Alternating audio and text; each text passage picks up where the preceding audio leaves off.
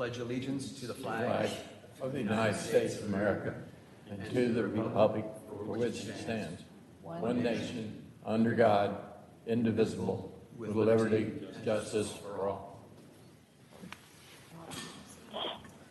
With this, we'll call to order the meeting of the Planning Commission of July 24th, 2019. Our meeting today will be divided into two parts.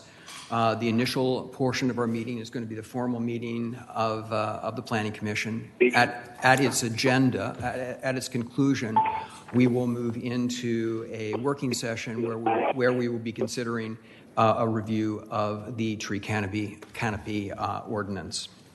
So, with that said, I believe the next item on the agenda is public comment. Is there any public comment this evening? I don't have any cards for public comment. All right. Let's move on to the approval of action minutes. These were distributed earlier today. And is there any comment on the minutes as presented? They're next to our agenda.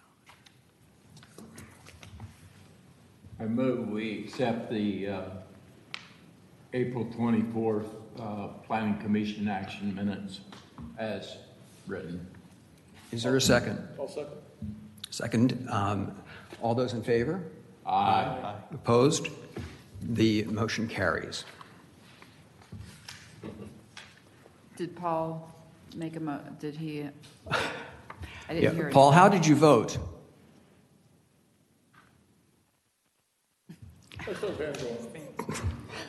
Paul, how did you vote?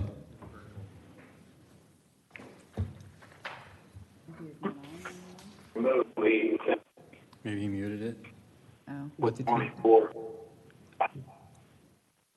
What was that? No. Okay. I think we should just carry on and Okay. Hopefully. Aye. The motion carried. I think he voted yes. He voted. Okay. You voted. He said motion carried. I did, Robin.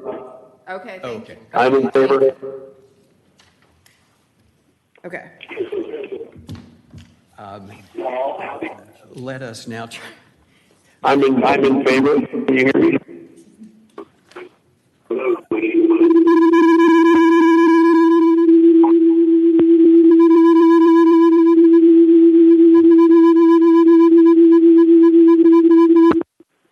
Carry on.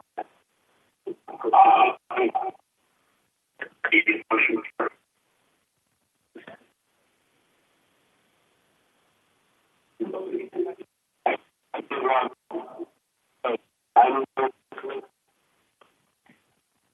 Okay. Now check.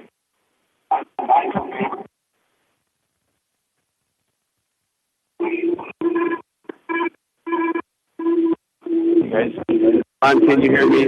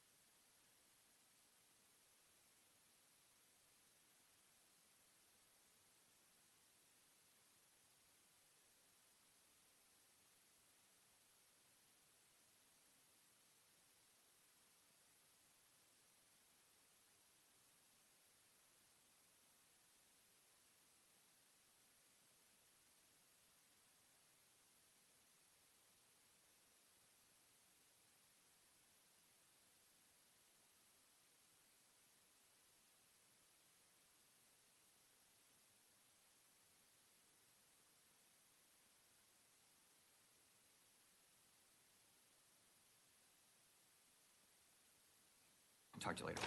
Okay, bye-bye. He is going to drop off. He's going to watch the proceedings. He may send a text.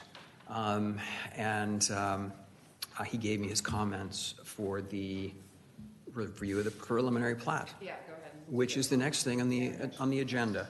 I would point out that there is a broadcast delay on all of our live streams, so he may not actually hear for a minute or more until after you've said something. So any comment he responds to may actually be after the discussion has completed or while you're still talking about it. He would not realize that. Okay.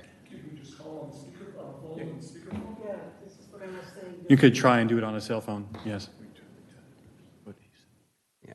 And yeah, we could do that and point one of these, perhaps put one of this microphone, put the cell phone right under here, and see if that'll work. Maybe yes, maybe no. Talk through the cell phone. The old fashioned. Yeah. So maybe put it by the extra mic. Yeah. Are we not using that mic over there? We could do that. Paul, I'm going to put you on the speaker of my phone and see if that's any better. See if that proves to be workable. So here we go. Can you hear us, Paul? I can hear you, Okay. You can use that microphone there, put it there, and then people can hear them better. We move it. Oh, over there? Yeah. I appreciate the extraordinary efforts you guys are making. If this becomes too challenging, I'm happy to fall off. I don't want to be a distraction from the meeting. That works better. I think this. Can you hear us now? I can hear you loud and clear. Okay. Terrific. I think that's our solution. Yeah. This is a. And I think Parag, you get extra credit for that because that was your solution. So, in the interests of clarity here, let's move on to our first agenda item: the review of the preliminary plat for Cogburn Creek Subdivision 2. Is there anyone here to speak to that? We have the applicant here. If there's any questions by the board, but he chooses not to. Robin, I don't think that mic is on. It is, you said it. Oh, Have to be like a rock star. I think you might. Anyway, we do have the applicant here, so if you have any questions, he's here to answer any questions you might have for him. Are there any questions for the applicant? Or after I present, if there's any questions, you can ask him to come up. Oh, you're going to present? Yeah. Okay, right ahead. Okay. So this is a 12-lot single-family subdivision on 17.2 acres at an overall density of 0.69 units per acre on AG1. As you probably remember, one of the last meeting, you reviewed the majority of this same parcel, and you recommended it to go on to the next step. But it had one less lot and less acreage. He believes that this version or this proposed preliminary plat is a better design overall. Here is the design again. You can see how to the north he's added some property and another lot, and then there's going to be an open space that's at the end of the cul-de-sac that also contains the mail kiosk and 2 parking spaces. So this is the plat that he's having us present tonight to you. And based on the submitted site plan, the proposed preliminary plat meets the requirements of the applicable city codes as they pertain to development of the subject site. However, staff still has concerns regarding the practicality of natural detention pond that can serve the entire development, fitting within the area indicated on the site plan. Further engineering will be required for the land disturbance permit, which will reveal whether there's enough space for the detention pond to be a natural amenity with no walls. The final site plan deviates from the approved preliminary plat. Staff intends to bring, if the final site plan deviates from the approved preliminary plat, staff intends to bring the revised plan before you for consideration. So, if anything would change as far as this plat, like being less or more lots or adding or subtracting property, then you would see it again. So therefore, that's the reason why you're seeing it a second time, is because this version adds another lot and additional, as well as additional property, which actually reduces the density a bit than the previously recommended preliminary plat. Right. I forgot to read a script. I should do that now. Oh, okay. The Planning Commission is tasked by the city's subdivision ordinance to conduct a public hearing on proposed preliminary plats that have been found to be complete by the Community Development Department. At the conclusion of the public hearing, the Planning Commission is required to review the proposed preliminary plat and provide comments and make recommendations regarding the plat to the Community Development Director. The Planning Commission does not approve or reject the proposed preliminary plat, but merely provides comments or recommendations based on the public hearing and the Planning Commission's review of the proposed preliminary plat. My apologies for being remiss in reading that at the outset. I believe you've concluded your your conversation. Does anyone have any questions for the applicant? I'll ask a couple. The plat or the design has been changed, and there is a long road going back to the house that was added. Is that road of sufficient breadth for a fire truck to get in and turn around and come back out? So this has been reviewed by the fire marshal, and he's approved this proposed preliminary plat. So there appears to be no issues from a fire or emergency standpoint. Okay. Would you be able to comment on the status of your review of the retention facilities? Sure. My name is Guy Cherwanek. I'm Georgia Tennessee Development Partners. The comment regarding the detention, we appreciate staff's question, but that's hydrology worked out with the engineering. That process is a thorough process. Milton has a very qualified engineer that reviews the hydrology, and we're certain that we'll meet the water quality and the stormwater requirements that are required to meet. One of the questions came up is how do we get the water to the pond earlier, and I'll just summarize that. You could have a road in this direction, but the pipe under the ground is going a different direction. So there's ways that we manage stormwater. We get stormwater where it needs to get so we can go through the water quality and then the detention requirement per the requirements that Milton has. If we thought there was a problem, if there is a problem, we'll fix it during engineering, but we're confident that we'll be able to meet that requirement. So you're still at the same point you were the last time you were here with us? Well, yeah, but we have more real estate now, so we have more green space, which actually helps the hydrology. The last time you were here, a member of the public came in and spoke about silting issues downstream. Have you had any further contact with that individual or have any further thoughts on the silting issue? No, that's a very good question. It's a concern that developers have, but there's very strict rules and laws and fines, and we have very good BMP measures in place that the engineers will design. We have a very good erosion control company that will manage that process, and throughout the process, that's what we do. We make sure that we protect our blue line creeks. It's always going to be a concern with development, but we have the BMP measures, the best management practice measures in place to manage the threat of silt going into a creek. Are there any other questions for the applicant? No, I think as far as the detention facility, can you explain this as far as it's unprotected? You say, is this protection and detention? Are you talking about fencing that detention pond, or is that underground? Detention this particular pond is not underground. It's open. And The final design, if we have a 4-to-1 slope, in other words, a safe walkable slope to the pond, we don't have to put a fence around it. If we do, we have requirements for landscape buffer. We have an access requirement so the city of Milton can access it at any time. Is that the question? Yes. As far as the wall, staff's recommending that we not have a wall. We are going to propose a 3 to 4 foot ruble retaining wall, which is a natural wall. It's a good-looking wall.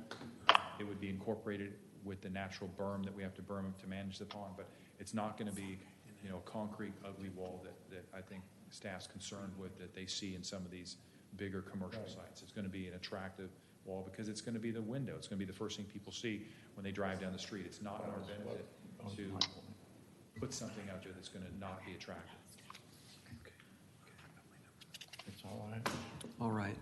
I think last time there was concern with the topology as far as the entrance and exit from there. And I think the response at the time was we were going to work with the city to see if there were turn lanes needed or what the line of sight was. Is that still the plan? It is, and once again, the staff has an engineer that's her job. Her job is to study traffic and to make sure that we comply with the requirements. She's looked at this a number of times, and she's determined that because of the amount of houses and that particular road, that it's not required for us to put a turn lane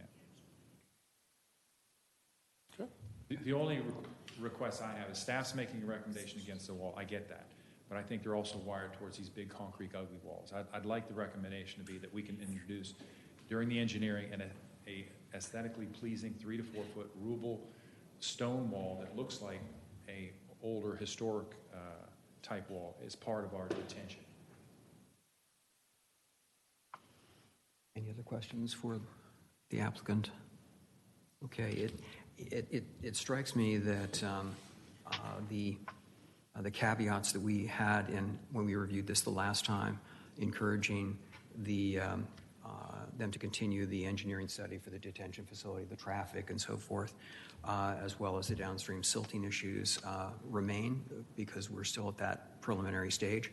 And I would suggest that our any recommendation we include those same 3 caveats. Would you 3 agree? I'm sorry, what was that? The same caveats that we have here, the issues to be addressed, they're still in the same state of address or undress in this case. So I think our recommendation should include the same 3 yet again. I agree, and I do like the fact that in the staff's opinion, it says the final site plan deviates from the approved preliminary plat, that they'll come back before the planning commission. Yeah. So would anyone care to make a motion?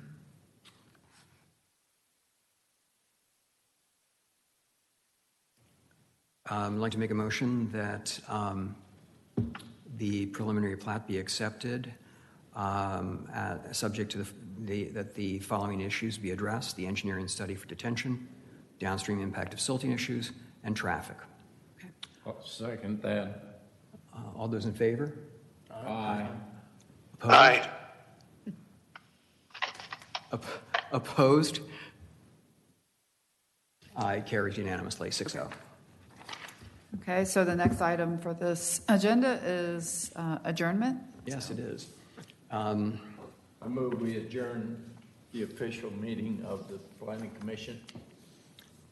Do we have a second? I'll second. All those in favor? Aye. Opposed? The meeting stands adjourned. And we will segue momentarily into our working session. Do you want to go? You want to talk first?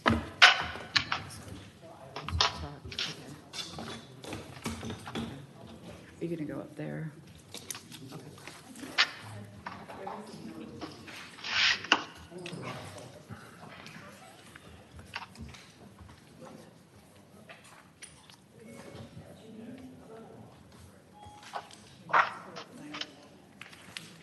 Want to get ready and then I'll switch it. I'll be the cameraman. Yes, My intended Oh, no. Oh, you have to leave. No,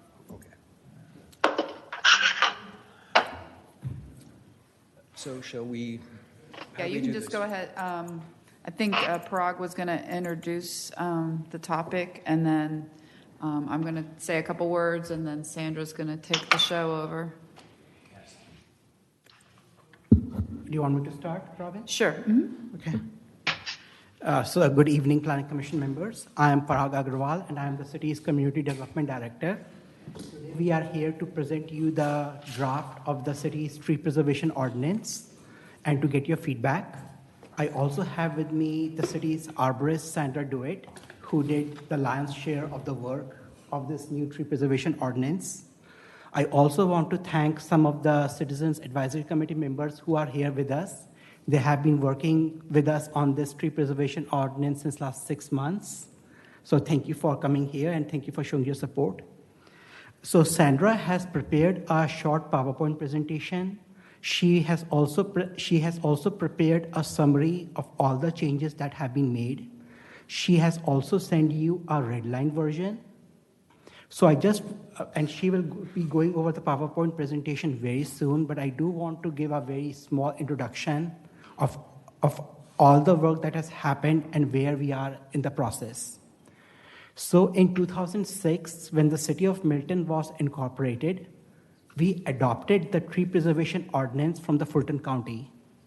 And that tree preservation ordinance was density based. So around 2.5 years back, the city staff started to update the city's tree preservation ordinance to make sure that our tree preservation ordinance is in keeping with the latest industry standards. And in April of 2018, the City Council adopted a new tree preservation ordinance that was canopy based. So the change was from density based to canopy based, and Sandra can tell you more about the difference between these two terms, right?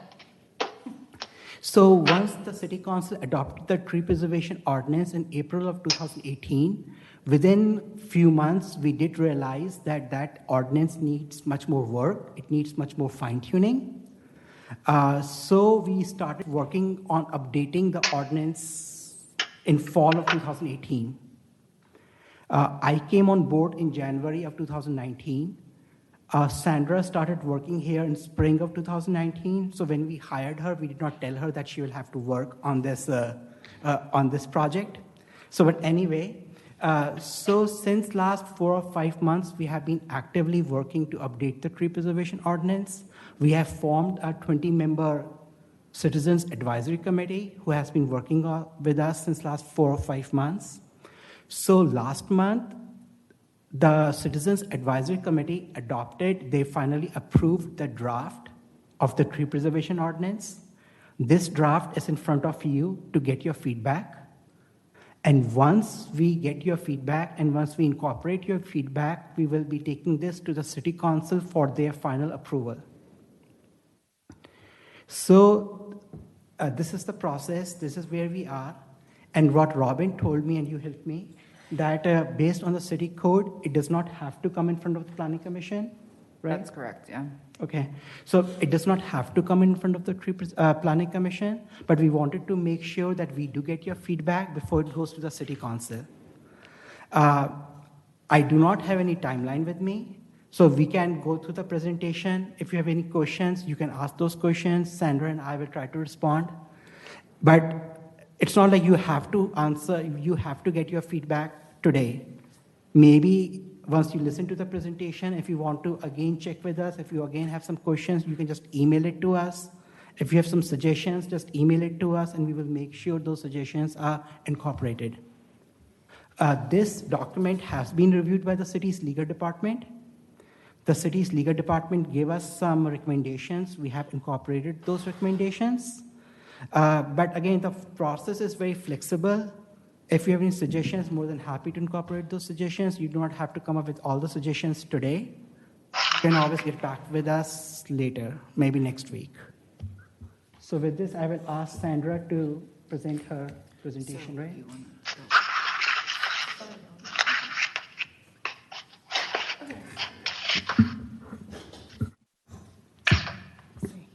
Well, I know I haven't met you yet, so I just wanted to take time to just kind of introduce myself. So as Parag said, I'm Sandra DeWitt. So I started here back in February. Happy to be here. Thank you for inviting me to your Planning Commission tonight so I could share the tree ordinance that we've been working on. So a little background to me. I have my degree from Auburn University. No comments? Okay. So I have been doing this for 18 plus years. I've been an arborist. Some of the cities I've worked with in the past are City of Atlanta, City of Roswell, and most recently I came from Sandy Springs. I was there for 9.5 years. So I have worked with a density-based ordinance as well as a canopy-based ordinance. So I have familiarities with both. And I'll be honest, I prefer the canopy-based ordinance. So I have been working on this since I started here. They kind of, like Parag said, snuck it in on me after I started. So with that, I'll just get into the presentation. Hopefully, I don't have to repeat too many things. I thought to kind of get started, you have to know where we're going. You kind of have to know where we've been. So as Parag mentioned, when the city was first incorporated, it went with the density-based ordinance because that's what Fulton County had. In the 80s, that was a very earth-shattering thing. It was totally new, and it was totally exciting. Nobody had anything like that before. But now people are kind of starting to switch to the canopy-based ordinance. So in February 2018, the city of Milton adopted a new tree ordinance that was based on tree canopy rather than density. And as Parag mentioned, in around June 2018, there was a stakeholder committee created to review the new ordinance and kind of go over some of the flaws that they were finding with it. During this time, the tree canopy conservation ordinance was amended to allow an applicant to choose between the density-based ordinance or the canopy-based ordinance, and that is still going on right now until we have this revised ordinance adopted. So the stakeholder committee, as Parag mentioned, we have two of our stakeholder committee members here, Marcia and Charles. So they began meeting in June 2018. There was a short break around October when we went through some staff transition, mainly a new city arborist and a new community development director. So in March 2019, we kind of revamped the stakeholder meetings, brought those back, and the last meetings were used to discuss major policy changes, such as canopy coverage requirements, protected and specimen tree sizes, critical root zone, and parking lot requirements.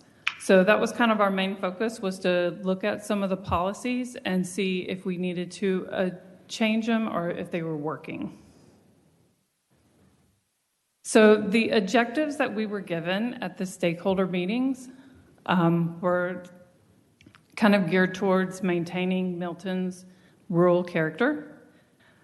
I won't sit here and bore you and read them all verbatim, but that was kind of the gist of it. So during the meetings, we went over these objectives at the beginning of every meeting just to kind of keep it on everybody's mind.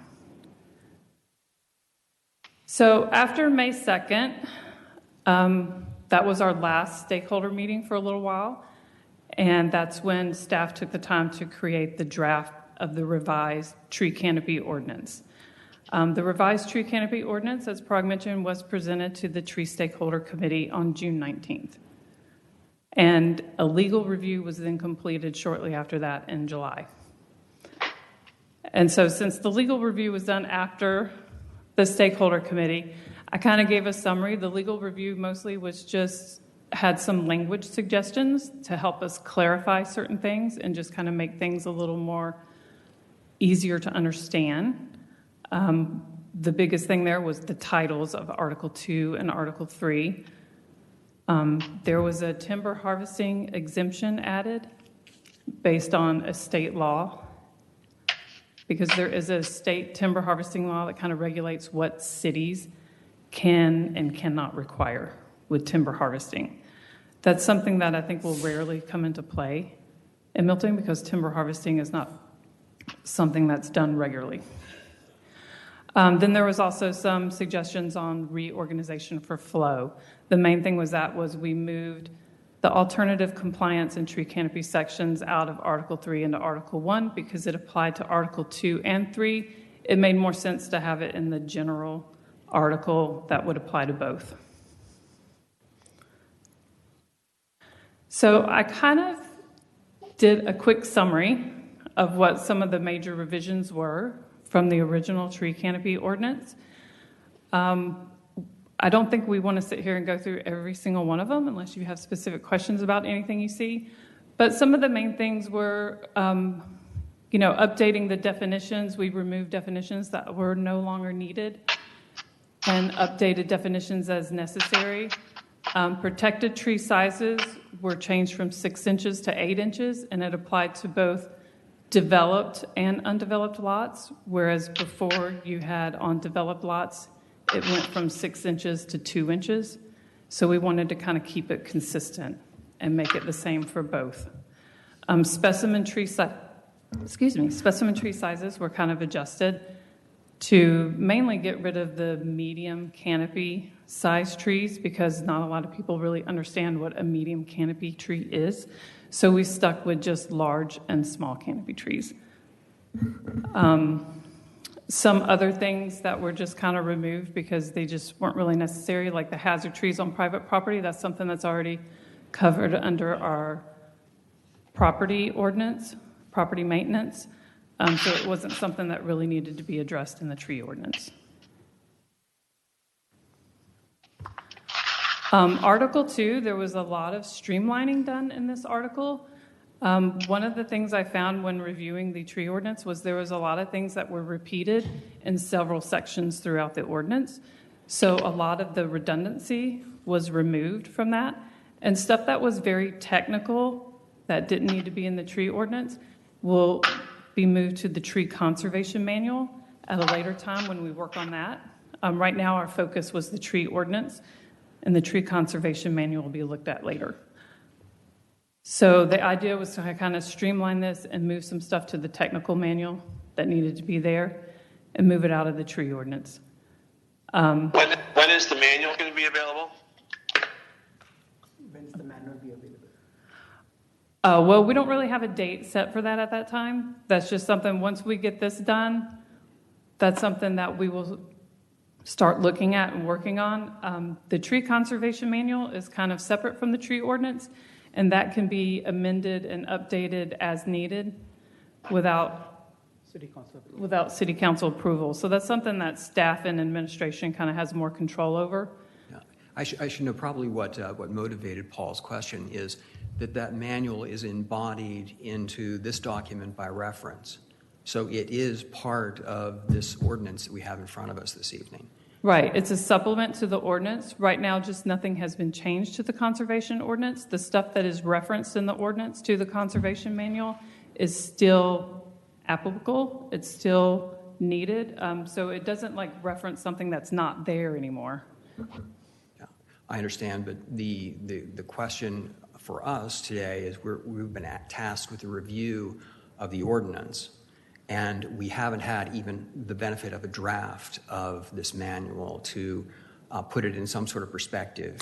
So I just want to put an asterisk by that, and our review will be our review of a tree canopy conservation ordinance will be incomplete because we don't have that. Okay, well, the tree conservation manual is available. Then, to the extent available, perhaps we could have that at the next presentation. And we will make sure we can forward you the link maybe tomorrow morning, right? You can just forward the link. And again, we can make you a presentation also, but I don't want to wait for the presentation. I just want to make it available as soon as possible. I understand. I understand the need to press forward. Frankly, I should have said in preamble that we really appreciate the work that's been done by the folks here on the committee, as well as your having been thrown to the fire there by Parag. I wouldn't have seen that coming from him. But in any event, we do appreciate the work that you've done. On the flip side, however, we want to do as thorough and as capable a job as we possibly can for the benefit of those assembled today, but not to mention the city council that'll be reviewing this ultimately. So we'd like to see that so we can provide you with a good work product, much as you're delivering to us. Yes. Please carry on. Okay. Hey, Ron. Yes. Ron, this is Paul. Can I interrupt for a minute? Absolutely. I'd like to add on to what you're saying. I will tell you that without the benefit of the manual, as a part of this consideration, I'm really uncomfortable for us to be able to reach a conclusion this evening that this is something that's completely acceptable to us. Because I will tell you that with the extent of the red line that I'm seeing in the red line document that I've got, there are a number of things that I'm uncomfortable that have been extracted via the red line that I don't see represented in the updates. And if those things are not represented in the manual, I don't have the benefit of that point of comparison this evening. So I just want to put that out there for consideration right now. With the extent of the redlining, I don't see where those red lines were either replaced or captured in another way within the body of the document that I have to work with. And unless it's in the manual, I think we have a lot of work to do still. Just another caveat to throw in here. The red line document we had was a red line from, I guess, the next to the last draft, as I believe you mentioned, Robin. And so going back and forth between the two documents, there was a missing step which complicated the review that we've had today, to prepare for today. But with that said, I think we've covered off the documentation issues and that we have had as a reviewing body. So why don't we just carry on with your presentation? And then at that point we can talk about how we'll proceed this evening. Right. So, I mean, as I mentioned, though, most of the things that were removed from the ordinance were either deemed unnecessary or will be moved to the conservation manual. So some of the stuff that was taken out is not really going to transfer anywhere else because it was just deemed unnecessary. But getting back to the revisions... Well, that's a misrepresentation of the importance of some of the work that was done prior to this. I find that really problematic. Well, if you have specific items that you're concerned about, you can I do. Me and we can go over it. Well, let's finish your presentation and we'll come back to that. Okay. So in Article 3, it was a lot of streamlining the tree canopy management and priorities because a lot of this stuff will be put into the conservation manual. And then we also updated Table 1. We had a lot of discussions in the stakeholder meetings about what the minimum tree canopy coverage requirement should be for lots. So since the tree canopy study was done of Milton and shown that Milton currently has a 57% canopy, it was decided that the requirement would start at 57%. And we also added some verbiage in the table about 3-acre lots. So, and then a lot of the landscape and maintenance requirements were removed to be added to the conservation manual.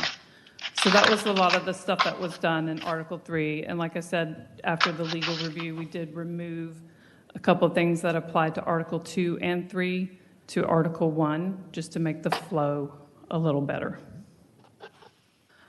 So the next steps, as Parag mentioned, is we will be going to City Council in August, and hopefully we'll have an adoption coming soon. So at this point, I was going to open it up to any questions. Okay, first of all, I want to say thank you very much for the presentation. As I went through both documents, redlined and the actual document itself, a number of the things that you highlighted were on my question list. Okay. So I'd like to suggest that we move forward and flip through this document. But that said, has everyone on the on the dais had sufficient time to review this? Okay. It's an easy Okay. read, right? Okay, let's just start. Since we have two documents, I propose that we walk through it and flip pages in both documents simultaneously, one to see what's in it and one to see what's been left on the cutting room floor. Let's just start with Article 1, Section 1. Are there any comments on that? I guess we're removing the vision and the goals. Is that correct? Yes. What's that? We're removing the vision and the goals. Yes. That's Section 2 of the red line. That's right, that's been struck. Why don't we, do you have a question about it? Yeah, I was just wondering what was the thought behind taking out the goals and the vision? That's usually fairly important. Well, not a lot of ordinances have a vision and goals and a purpose and intent. So it was just one way of just getting this ordinance to be a little easier to read and just kind of make it a little less, just to kind of reduce the size of the ordinance a little bit. A lot of people kind of agree that we didn't really need a purpose and intent and the visions and goals.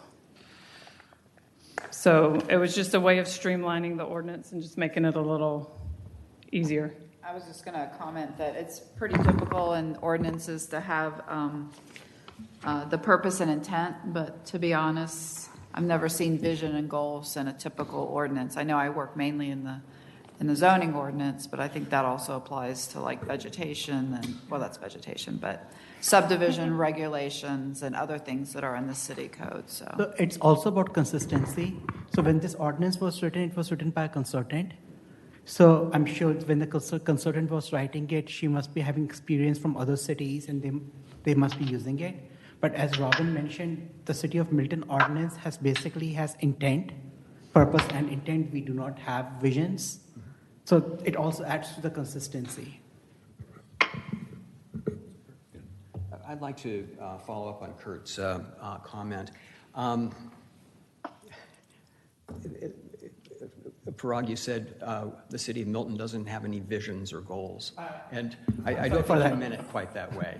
I'm sorry. I mean, like the ordinances, every ordinance does not have any all the visions. But this raises a question. Where do you capture vision and goals?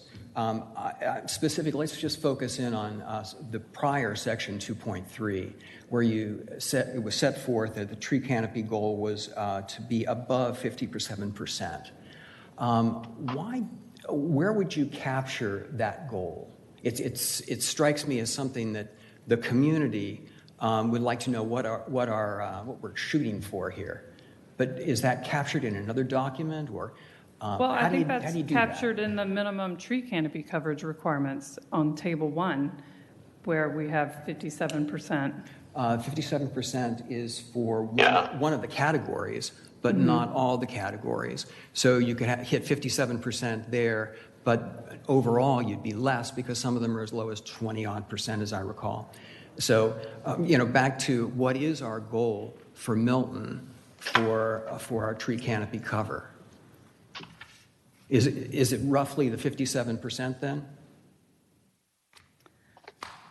And where and what is our goal and where do we capture it?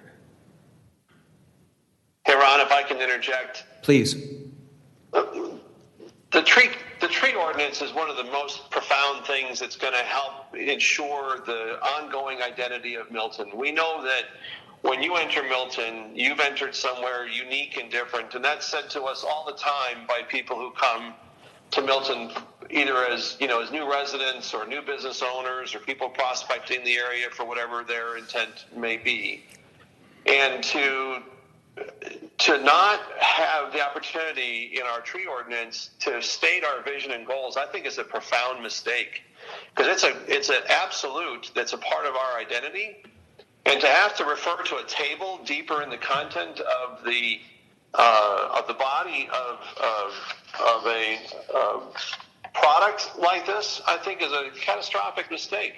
I think that it needs to be, in your face every chance we get to ensure that this is what is read and understood and then embraced by people who are having to go to our ordinance for measure because they're contemplating a reason to do something different than may be found here. And if we don't have that vision and goal right up front, it's lost. I think we need to find a way to reinstate some version of it, or reinstate it as it was originally stated, or we've made a mistake. What are your thoughts, Parag? Yes, Paul, thank you. Thank you for the suggestion. A very fair point. Fair point. So we will make sure that we will incorporate those suggestions. Either we will just keep vision and goals, or we can incorporate some of those points into our purpose and intent. But we will make sure those things which, Paul, you mentioned, it's a very fair point, and we will capture that intent right in the beginning. Okay. Thank you. And following along to the next point, section 2.4 in the red line version, where we talk about the use of GIS technology to measure the average tree canopy every 5 years and so forth. And that was deleted. And that concerned me when I saw its deletion, because it's the use of technology. And you and I have had a lot of conversations about technology. And I think the community is reacting well to your thoughts in this area, Parag, that we want that to be we want to be defined by our use of technology here. And so its removal surprised me. Your thoughts on, will you continue to use this as a process, or, and Sandra smiles. What do you got? Oh, well, I mean, I think we always use GIS. It'll always be used. I don't think it necessarily has to be listed in the vision and goals to use it. And as technology evolves, surely we will evolve with it. But, I mean, as Parag said, we can incorporate it into the purpose and intent, or we can just leave it there. We'll look at it and see what makes sense for that. I think you raise a good point, that you want to use current technology, not be tied to something like GIS, which may or may not be current in X years. Who knows? But I think a statement about the technology, and I don't know where the implementation or use of that technology is going to be captured. It's not captured elsewhere in these the documents that we've reviewed for this evening. Is that something that you have in your policies and procedures? Well, I mean, I think that I haven't been here that long, so I'm not familiar with all the policies and procedures, but that's something that we have a GIS division within IT. Yes. So we certainly have the capability of doing a canopy study at any time, and I think it's something that we will do on a regular basis to see how the ordinance is working and to measure our canopy and see where we're at on a continual basis. Okay, so then you do this as a baseline so that you can measure off of that, because I don't know whether do you have a baseline currently? Yeah, it's the 57%. The 57, okay. Right. To just add to what Paul and Ron has said, as the community, someone says we have a tree canopy ordinance, and they'll say, what does that mean? Without this goals and vision, I think you lose it. People don't know what you're talking about. Yes. So I think that's why it's important to start out with that, so the public knows. Fair point. Thank you. Okay. Any other comments on section 2 red line? My other question is, and again, not to beat the GIS, but is there, if we remove that, I know we're looking at adding it somewhere else, is there any other measurement, or how do we prove success, I guess is the question I have. If we take that out, if we say, okay, every 5 years we're going to measure, come up with a new number to see how we're doing. It could be policies and procedures, but does there need to be something written in the ordinance, and are we going to move that down just to say that, yes, we are, this is a measurable tool we're using, so we can have some factual basis to go from? Well, I mean, right now, GIS is the major tool that's used to measure canopy. You can also use aerial photography, but everybody's kind of moving to GIS, sorry. So that's probably the main tool used right now. There's also some software out there that people are using, but it basically is using GIS. But do we have a measurable cadence here? It was every 5 years. Is there something, does something need to be in the ordinance about how often we're going to measure that? Yeah, I know we've got the ability to do that with our GIS department and all that, but is there going to be some cadence to that measuring, just so we can have a benchmark of how we're doing? I guess is my question. Well, I'm keen to kind of doing it every year when you can. When the new images come out, that's usually a good time to redo your ordinance. So, I'll probably just get with GIS, and when they have time, run the canopy coverage count and see what they come up with.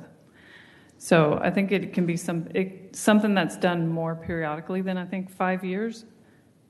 But 5 years is kind of, I think that probably came from, there's a lot of national studies and Southeast studies that are done by different groups, by different extension services and stuff like that. And I think they do a 5-year cycle. So that may have been where that 5 years came from. I don't know. I don't know if there's not a magic number out there. If you do it every 5 years, you're going to get the perfect numbers. I think But what's involved, right? Right. If it's GIS, if it's running just the coverage, that can be done in a short term, then I think, yeah, annually would be acceptable. But if it's a 6-month project, that'd be crazy. So. Right. So, doing it yearly, you're probably not going to see major changes. Even though projects are big and we think, 20 acres were cleared here, that's going to make a huge dent in our canopy. But if you look at the total size of Milton, that's such a small percentage. So it doesn't really reflect that much. So you're not going to see huge amounts of changes in yearly reviews. So maybe that's the other reason why they chose 5 years. Just as a suggestion, you guys do not have nameplates in front of you, so that's the reason I'm not able to. Anyway. They're laying down. They're laying down. Anyway, what we can also add to your point, we can also say not to exceed 5 years. So it's like 5 years max. But if Sandra, if you think it could be 3 years or 4 years or 2 years, again, like 5 years not to exceed up to 5 years. And then you are basically opening it up for more often studies. What's happened in the last 5 years up here, right? There's most places that are fairly landlocked, not a lot happens. But up here, I think if you go back to 5 years, we'd see a substantial difference. And 1 year we'd see, but maybe if we did one in years 2 and 3 and 4, we might sense some trends before we get too far down the road. It looks around. But we kind of, within our own accelerating. department, you talk about policies and procedures, it just dawned on me, we do performance measurements. So one of the performance measurements I think we have on our performance measurements is the tree canopy, to kind of see how our ordinance is measuring up to what we want it to do.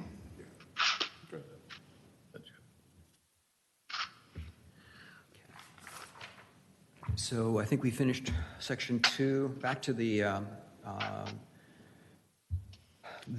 prime document, purpose and intent, which is the current section 2. Any questions on that?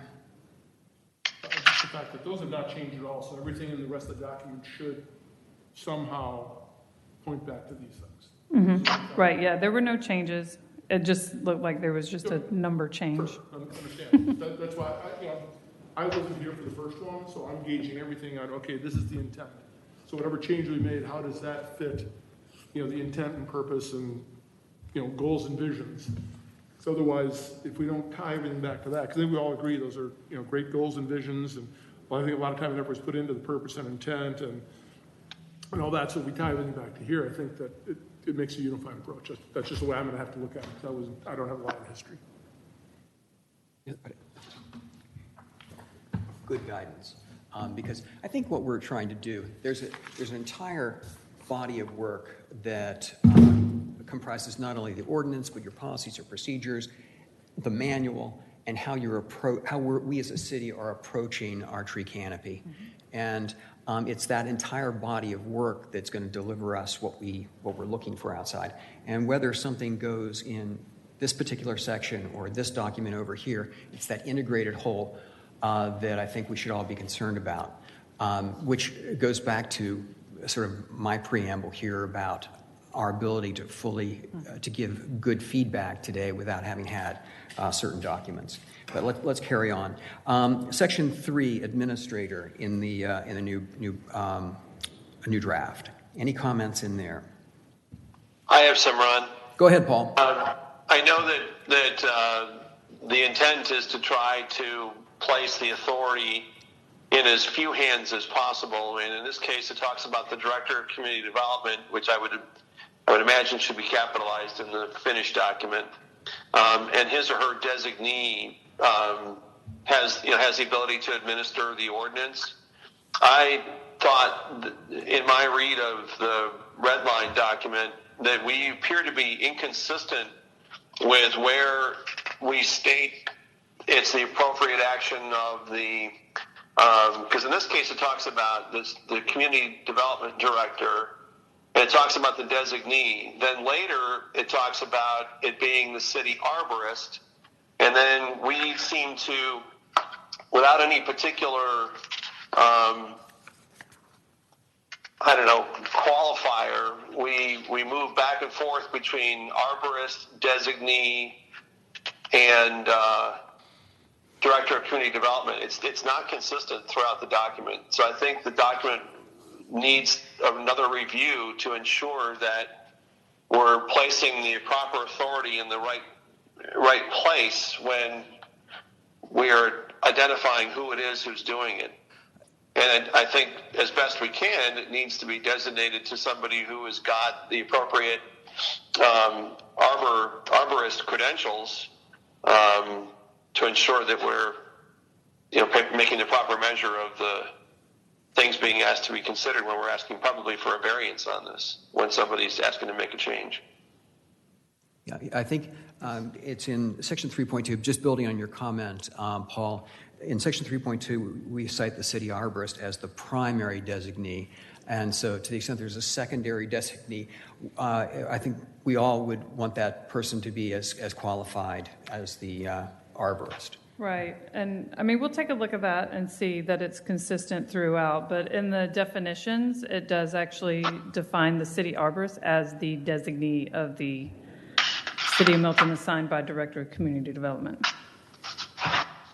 So do we have to say this again and again? Is this even required then? Yeah, so then if it's already in the definition, so then maybe as Paul is saying, we will be consistent. Yeah, we'll look through it and make sure it's consistent. And think about also, you will need a designee. You will need someone to go to on certain things, I would expect, at some point in time. And you might want to think about who that might be, whether it's someone you might retain from the outside to come in while you're on holiday or whatever. I think thinking about that and making sure it fits would be good. Anything else, Paul, on that point? Well, it's kind of an overarching comment, Ron, and that is that we're placing heavy responsibility on the individual that is administering this, and we're as we go deeper into the document, we're striking a lot of the things that, in my mind, put transparency in the document, because it listed requirements by which the designee or the arborist had to live by.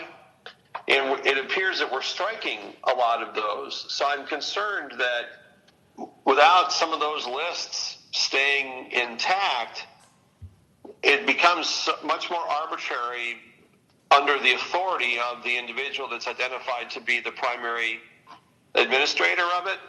And doing so, I think we lose some transparency to the community. I think we need to think about the importance of the transparency when we're administering changes to something as important as a stated objective of the preservation of these things that are part of the look and feel of Milton, and now we've placed this, this heavy responsibility in the hands of an individual that doesn't have the requirement to be very transparent to the community. Okay. So that's going to be kind of my overriding comment as we go deeper into this document. There are a lot of things that are struck that, in my mind, created the transparency because it was required, or it was defined because it was there for review by somebody reading the document. And with those things going away, it lessens even the designees' responsibilities to go to a point where they can refer to what their requirements are under one type of consideration for a variance versus another.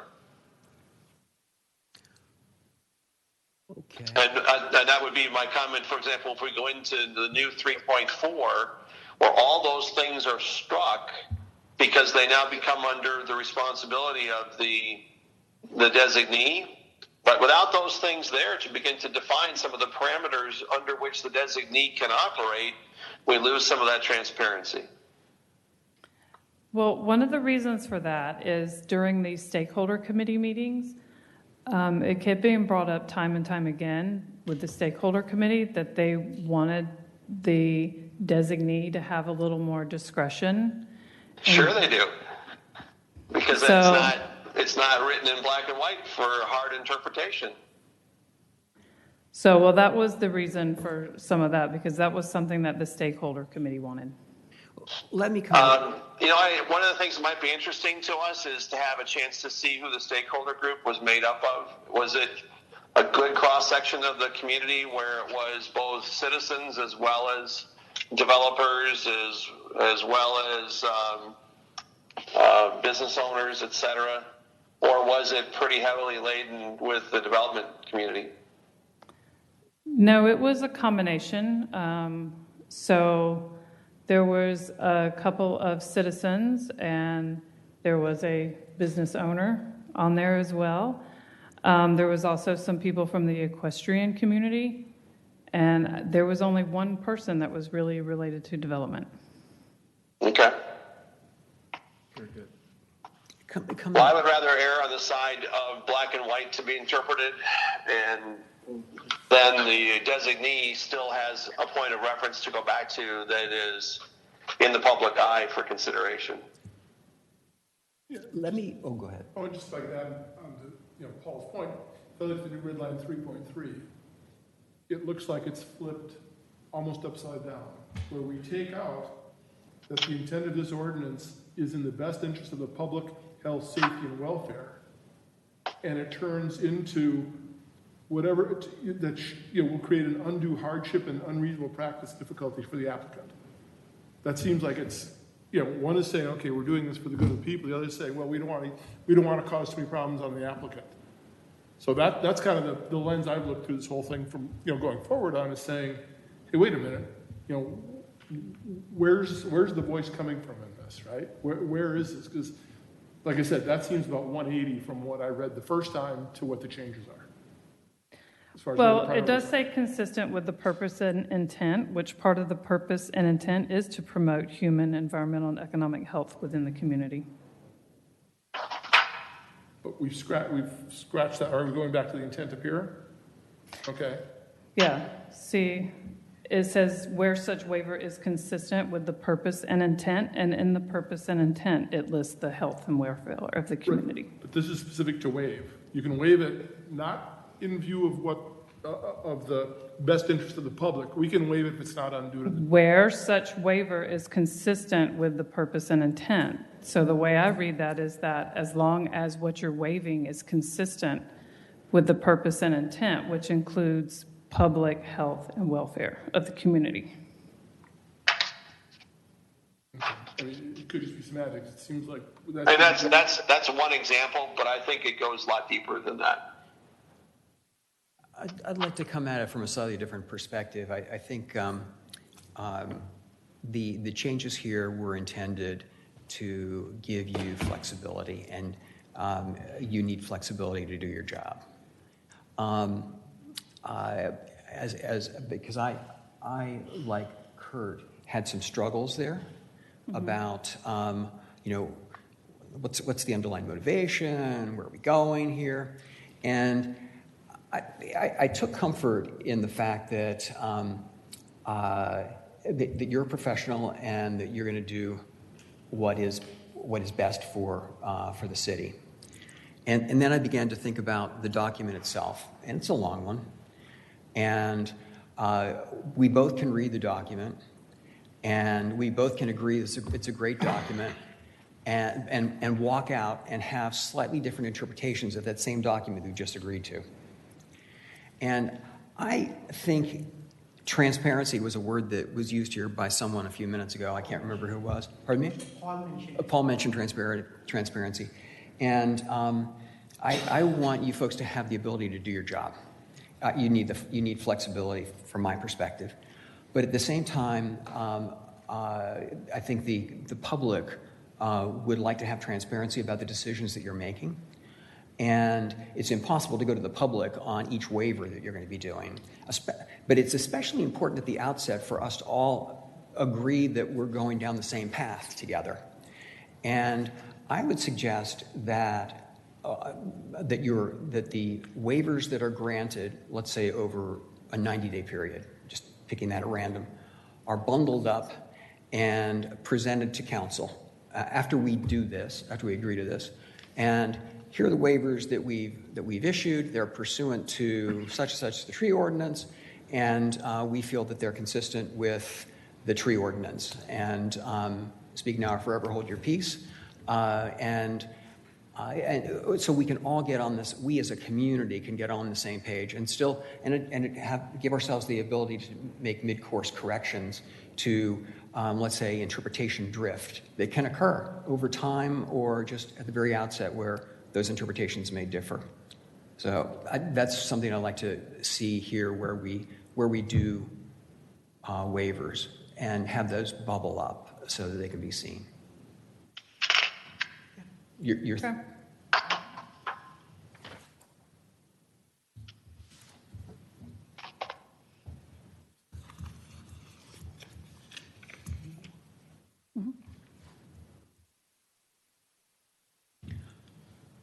Any other thoughts on section 3? Moving on to section 4, applicability and exceptions. I'd like to understand why C was struck in 4.1.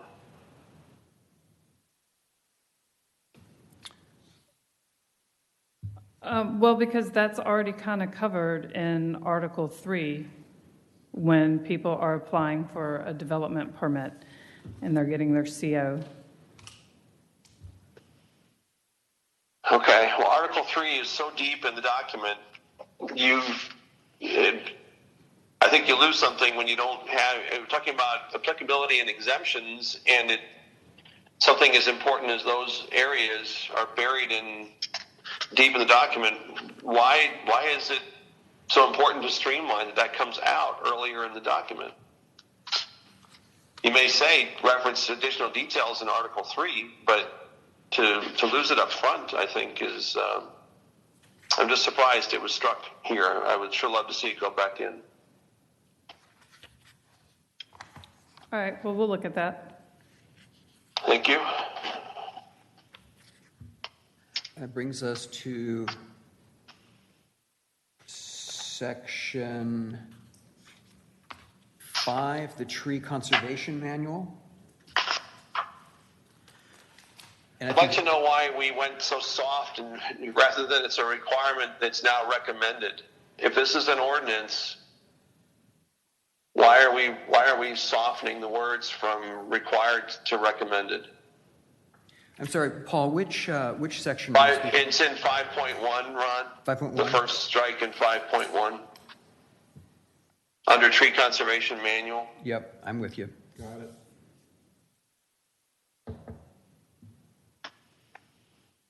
These are standards that we're adopting If you for the look ability at to the make final, measure if you look at the whether it clean is copy being that was changed administered or back to not required. administered. Why are they recommended standards and not required standards? Hey, Paul, this is one of the instances where the red line copy does not match up with the copy that's in front of us. Okay. So it's been put back in. Did I say that right? Okay, Yes. yeah, it's back in there. It's Great, been taken thank out, you. rather. The word recommended is taken out.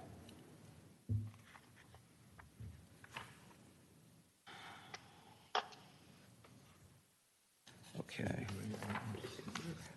On to definitions, section 6. If you've got any particular, on section 6.1, second line, about halfway through, after the words defined herein, there, in the same space, there seems to be a comma and a dash. Yeah, but if you, let's see. I think That it's may just, have been fixed already on the, I think it may be a typo. no, that was just part of the red line. It just didn't show up as red or something. But if you look at the final copy, it's fixed. It's just a comma. Okay. Okay. Okay, further any comments on definitions? I've got a couple, Ron. Under 6.2 with the definition of administrator, you know, unless it's been put back in, we don't talk about the fact that it's an arborist is the preferred designee here. It just says his or her designee, and I think that there needs to be further calling out that if it's going to be if the director of the community development, and we're also inconsistent with what we're calling the director of community development here, if that individual is giving up the authority to a designee, I think we need to state that it should be preferred that it be an arborist. So so we'll add that the administrator is going to be, the designee will be the city arborist or other designee who is an other arborist designee.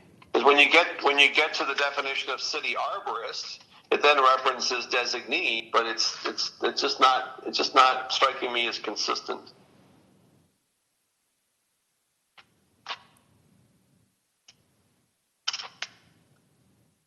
And unless anybody has anything else, I'd like to talk about. It was struck. It was the definition of construction zone. It comes after commercial tree nursery or commercial tree farm. There was a section O that was struck. It's in the red line, it's O. Right. Why was that struck? Well, just because it was, the use of the word was removed from the ordinance, so there was no need to have it in the definitions anymore. But is that construction zone captured in another place? That was something that I introduced personally to the original tree ordinance amendments that we were making, and it was for a very specific reason that I introduced it. And if it's not still captured somewhere, I'm going to be very disappointed, because the intent of that is to ensure a tree protection area in an area where a developer is going in potentially into a tree stand area and going to place a home or a building. And right now, then it becomes, I don't think we've redefined it anywhere else that they have to work within as small an envelope as possible. And we negotiated with the development community the fact that it should be X number of feet. And it's so you don't go in, wipe out the tree stand for the sake of building let's say it's a 4,000 square foot home, and they knock down a 10,000 square foot area of trees where they could have gotten by with a 5,000 square foot clearing. And those are not obviously realistic numbers, but for the sake of the example, bear with me. And so the fact that this is struck, I don't see it captured anywhere else. Right, well, I mean, we can look at that, but part of the idea was that if they're presenting a tree protection plan, we can look at those zones automatically with the tree protection plan. Well, I think that what we were trying to do is take away some of there's a lot of concern about clear cutting. There was a lot of concern about the size of the work areas that were being, cut in by developers when they're going into if you look at the land that we have left in Milton that may be developed, some of it is going to be horse farms, and on those horse farms there are some wooded areas, and if that's going to become a residential area, we want to ensure that the envelopes that are offered to the developer are controlled and minimized so we're not losing a lot of the trees. So I would sure like to see that reconsidered, either for being placed back in or ensured that it's captured somewhere else.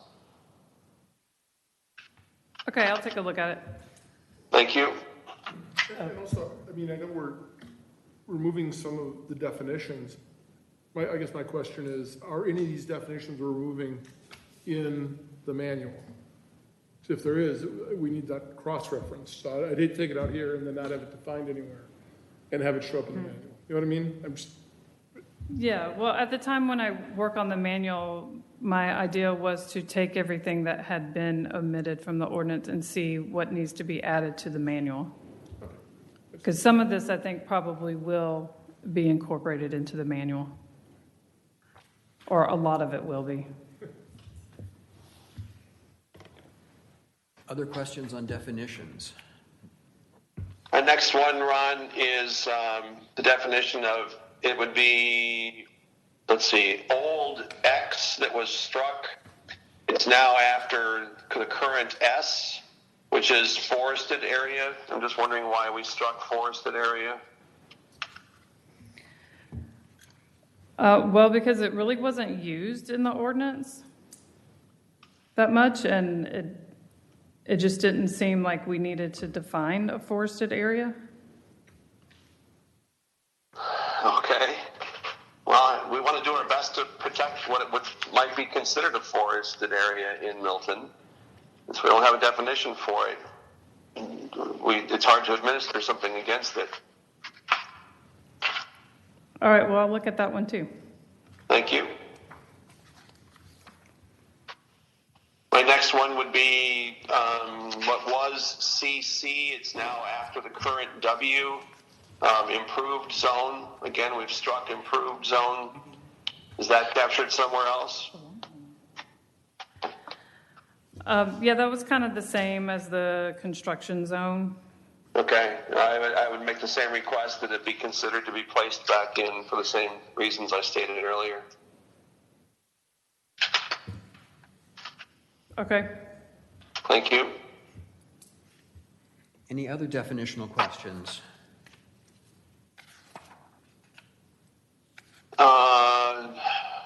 I'm on page 9, the new PP structural root plate. Mm-hmm.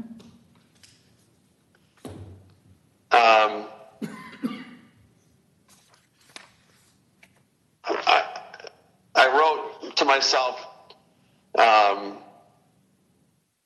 why are we encroaching in this? Let me read it again for conservatory. I'm sorry, you kind of broke up on the last part of your question there. I'm rereading my note to myself here. Well, I mean, the structural root plate was something that we added. Right. In addition to critical root zone? Help me understand within the last part of the sentence where it says, the structural root plate will put the tree at higher risk for failure and must be removed as determined by the city arborist. What is it that's being removed? Is it the encroachment to that that's suggesting that the encroachment has to be stopped, or what is it that's being removed? I don't understand that statement. Well, if the encroachment is necessary, then it's saying you will have to remove the tree because it's at a high risk for failure. Because it compromises the tree, and therefore the tree will be lost? Yeah, it compromises the structural integrity of the tree.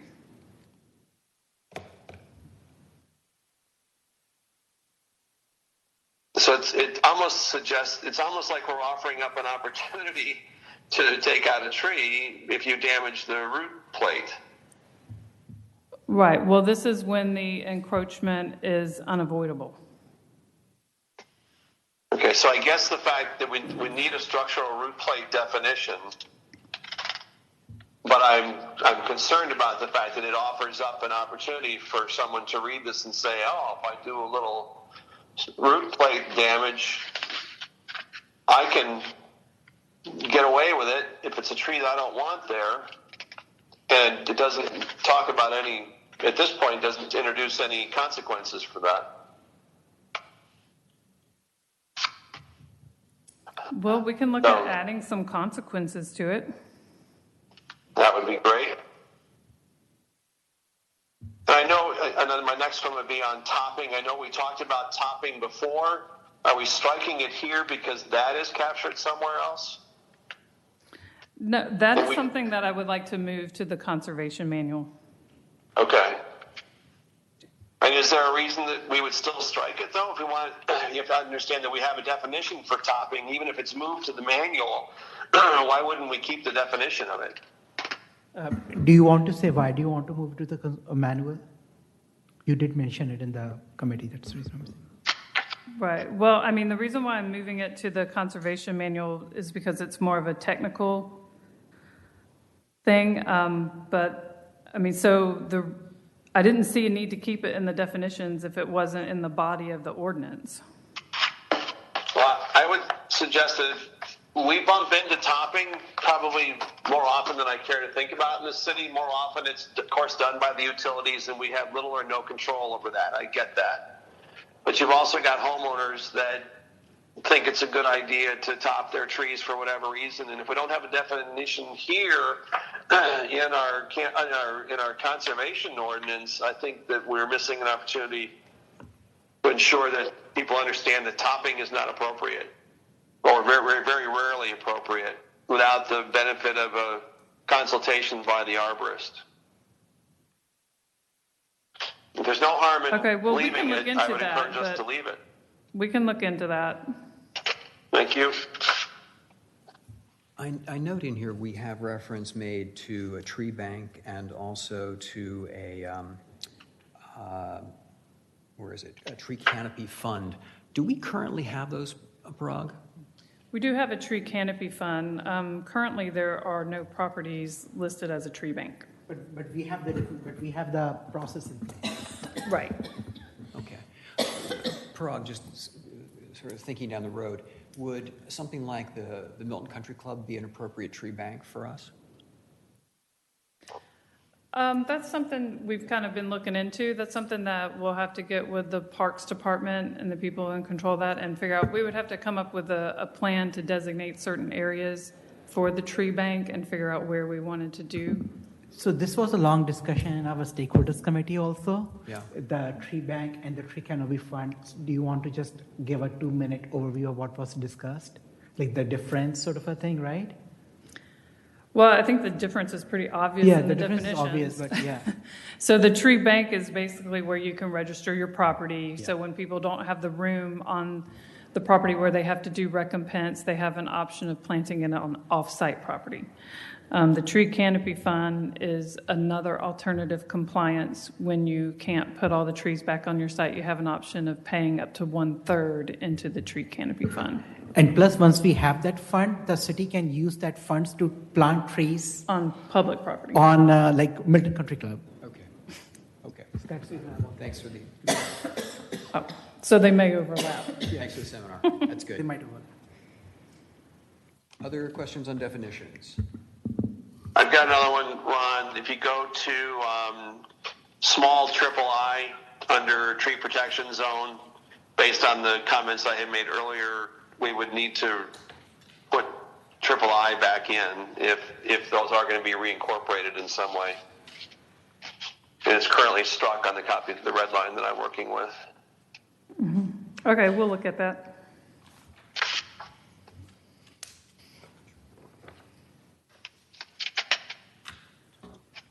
That's all I had in definitions. Okay, I'm just trying to catch up in my notes. Alrighty. Let me ask you one thing, Paul. It seems you were actively involved in the first stakeholders committee, right? Paul? I'm sorry, Parag, were you speaking to me? I'm sorry. I'm asking this. This is a question. I do not know this. I'm asking this. Were you actively involved in the first stakeholders committee when the tree preservation ordinance was written? Were you part of the committee? I think he already said he was. He said? Okay. Yeah.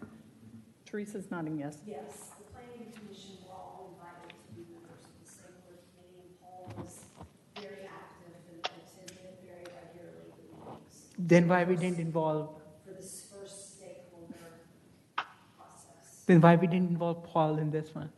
I cannot answer that. I wasn't involved in selecting the members for the Okay. second. Just curious. Okay.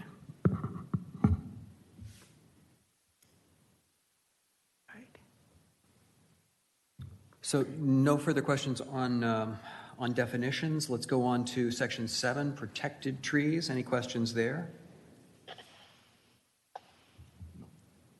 Okay, hearing none. Specimen trees, section 8. My question is just why is that section, majority of it been taken out? I mean, I know that we've sort of we've wordsmithed 8.1, but the things that were there before I thought supported 8.1, and now they're, 9.2 ABC, A through E are now struck, which helps to define what some of these conditions of a healthy tree are. I'm not quite sure why we would strike that. Right, so that was a way of just removing some of the redundancy, since those were all different ways of saying healthy tree. That's why I left it as any healthy tree, as determined by city arborists or a ISA certified arborist. Because if you have a certified arborist determining if a tree's healthy, they're going to follow that criteria. And I just thought it was just a way to eliminate some redundancy. Okay. I agree.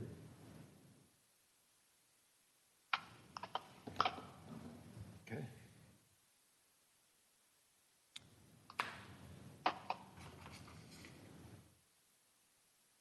I would just, my next comment on that particular page would be when we get down to 8.2. In this particular, on the document I'm working with, the last statement within 8.2, in this case we're saying city arborist, and so it's inconsistent with where we've been designee before. Now we're saying arborist, and it's just not consistent. Okay. I'd like to go back to the old specimen tree section where we have a DBH of 27 inches or greater, and that was increased from 24. Is this where you were talking about large and small versus excluding medium?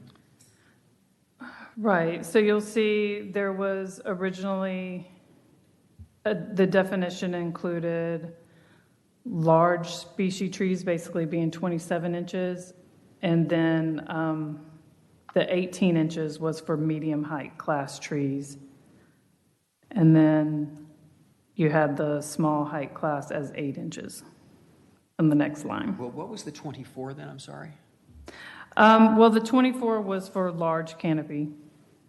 And now it's been increased to 27. 27 because Which means you're reducing the number of hardwood trees that fall into the specimen tree category. right. Part of that discussion came about looking at the old ordinance. The old ordinance, it was at 27 inches. So the stakeholder committee liked the 27 better than the 24. so you're saying it was very scientific? Right. Very. Okay. Well, what that's basically doing is it's upping the minimum requirement for a specimen tree. So that's saying that a 24-inch tree can now come down. It has to be 27. I would tend to err on the side of the 24 because it's more inclusive of more trees. Well, we can take that into consideration. Okay, let's do that, because that's where I was going with my comment on Right. the scientific part. You know, what we're trying to preserve trees here, right? And so having a 24 would be more consistent with our mission, unless there's some downside I'm not seeing. Well, I think the old ordinance had 27 for pine and hardwoods and then 24 for beech, which was kind of random. Why beech trees got to be more special, I didn't really know. But so I don't know, just in the stakeholder committee discussions, they were going back and forth, and then somehow they landed on 27. Okay. So I think it's the sense that I'm getting here is that there's a groundswell of support for 24 Okay. as a recommendation. Anything else in the specimen tree department? Yeah, Ron, when you get to 8.3. Yes, 8.3 and 8.4. Yeah, 8.3 says if removal of a specimen tree is approved, replacement requirements shall be 150% of the square feet of the tree canopy cover removed. And then the part that I was concerned about says replacement may be waived at the discretion of the city arborist if the site exceeds the minimum tree canopy requirement. Why are we offering an alternative there? I think it's sufficient to stop it after the 150% statement, and then if it's in the bag of tools that the arborist has to waive it, why are we stating an opportunity to waive it here? I think you're offering it out that's not necessary here. If it's in a professional arborist's bag of tools, we don't need to be offering it up here as a way to the developer to ask for a waiver. I think we should strike the replacement part of that statement. Okay, well, we can look at that because I think, the intent of that was there was a lot of discussion with the stakeholder committee around this, and it was really around individual homeowners. It was for the one homeowner who wanted to remove a specimen-sized tree, but they may have an entire backyard full of trees, and they want to remove a specimen tree because it's too close to their house, or it's crowding out other trees that they would prefer to see grow and stuff like that. So I think it was more geared towards the individual homeowner in an existing home. It wasn't really geared towards development. So maybe I need to look at putting that in the section that deals more with homeowners and existing homes and not development. The reason why it was put in this section was because this was the specimen tree section, and we were just trying to keep from having to repeat it in other sections. But we can look at it just limiting that to just homeowners, because that was the intent of the stakeholder committee. So when that was put in there, development really wasn't in mind. So that's something we can look at and then try to reword it a little better. I think it's not inappropriate to consider that for a homeowner versus a developer. But I hope you can understand my concern. It's almost like we're suggesting that there's a way out from under it, and we don't necessarily need to be offering those solutions. It's in the bag of tricks that the arborist has available to him or her, but we don't need to be listing all the options, I think.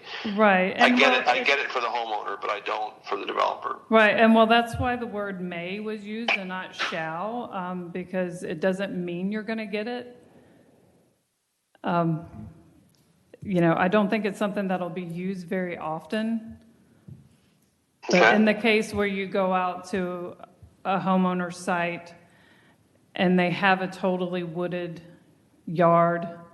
The only thing you can see from the aerial is trees and a house. It was just a way of giving them an option of, because obviously they're not going to be able to plant back the recompense if they're a heavily wooded site. Right. Okay. Well, I just think we should take a look at that. I would also add my same sort of overarching comments about I like 9.7, 8, and 9. I just wish they would find a way back in. I recognize that there's probably some duplication there, but I don't have an issue with an overstatement of the fact that we want to work around specimen trees and do our best to protect them. Yeah, some of that, well, that is stuff that's in Article 3. That's why it was removed from here for the redundancy. Going on to section 8.4, this is where a credit is being given for the conservation. Where are you, Ron? 8.4, old 9.10. Okay.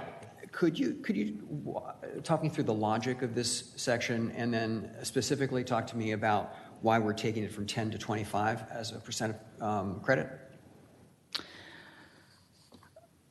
Well, the reason why I bumped it up from 10 to 25 is because if you look at 10%, so if you have a tree that is 1,600 square feet, 10% of that is like not even a whole tree or anything. So it was just, if you give them a little more incentive, then they'll have a little more incentive to save a tree. So bumping it up to 25%, I just thought would maybe perhaps give them a little more incentive to save it. So doesn't that reduces their obligation for recompense by giving them a benefit of a higher percentage, correct? It may. Well, I think it does. You're saying instead of giving them the benefit of 10% for preserving it, you're giving them 25%. That reduces the responsibility for recompense. Well, but you also get a big tree instead of having smaller trees. I don't think it says that. Okay, well, I can change it back to 10%. I just have a basic question here. When we say, like the 150% square feet, is that at the time of planting, or is there a time frame on this? Because I just look what happened in the Milton High School parking lot. It was nothing, and now all of a sudden it's completely covered. So is there a time frame of what that coverage is? Well, in the tree replacement section, it tells you that when you do replacement trees, you get the canopy value it's on the tree species list, which is based on the potential canopy size. Thank you. That just clears it for me. Thank you. But, well, the 150% that you're replacing, though, is 150% of the existing canopy that's being removed of the specimen tree. So you would measure the actual canopy of the specimen tree being removed and plant back 150% of that. When you're planting it? Right. Okay.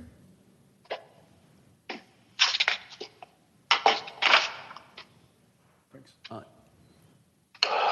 Anything else? Let's see, moving on to heritage trees, section 9 in the new version. Any thoughts or comments there? Ron, under what was old 10.6, we've struck heritage tree here. I don't quite understand why we did that. Are you talking about the A through E under 10.6? Yes. That was just the same with the specimen trees and getting rid of the redundancy of a healthy tree. So if we preserve the definition of heritage tree, I'm okay with that coming out. But if we have not preserved the integrity, I need to go back and look, of the heritage tree, then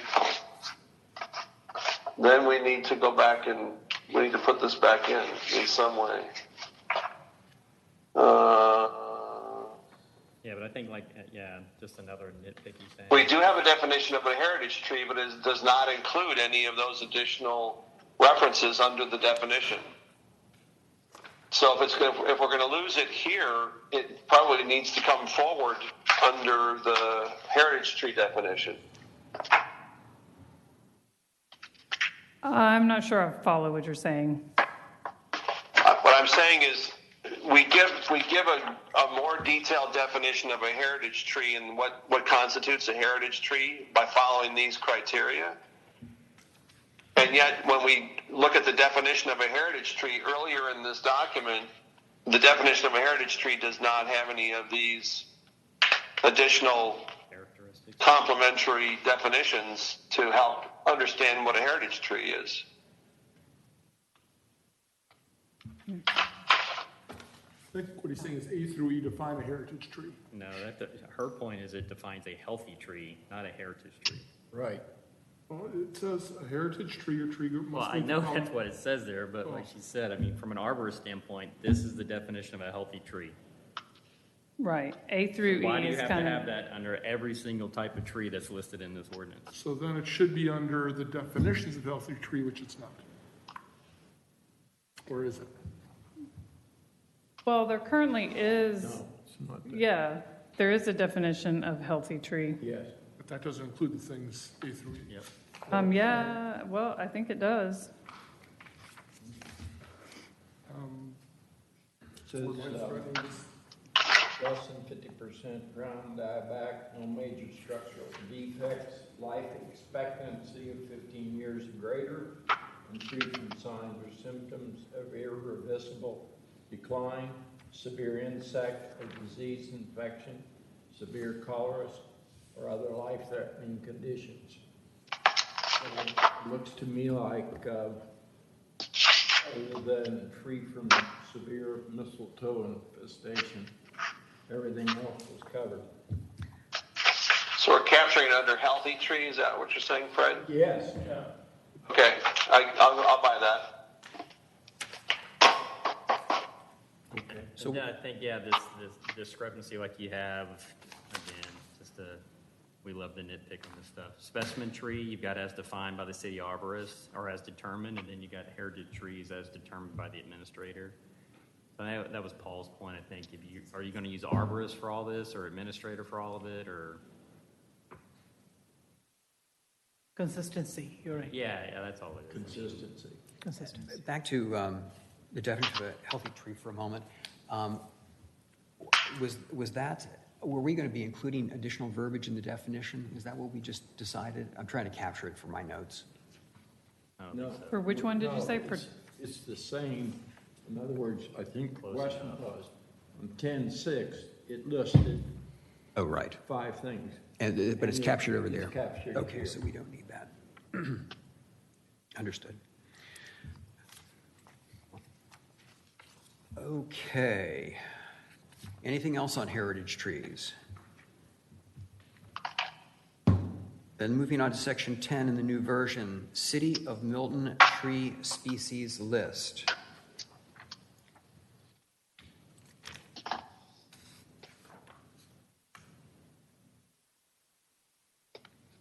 Okay. In section 10, that the areas that are struck are just suggesting the importance of working around heritage trees. I guess maybe that's then implied in the fact that we're giving a definition of why we want to keep them. Is that why that's struck? That is struck just like the specimen trees because it's in Article 3. So I was just removing redundancy. That Article 3 is getting more and more important, isn't it? Yep. I think, why are we striking the fact that heritage trees should not be recorded on the city's GIS system? I think that was, at one point, that was really important to us. Is it not important to us anymore? Yeah, where's the? That's under 10, what was 10.6, it's now struck.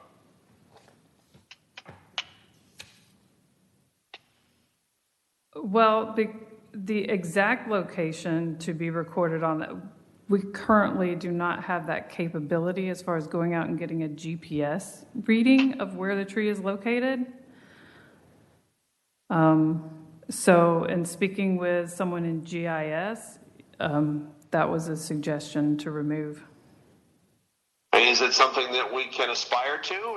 And is it something that can or could or should or will be available to us? Well, we can look into that. Yeah, well, if it is important for the community and the city, we should. Yeah, we will. I think that would be great. You know, you think about what the challenges that staff has when they're looking at some of the plans that may be coming before us in the future. There very well could be some heritage trees in the mix, and why not have it available immediately to staff if it's noted by the GIS system? Okay. Would also help the applicant too, knowing that something Yep. is there. Because they would know that it's identified as a heritage tree right then and there. Okay, the next section is appeals.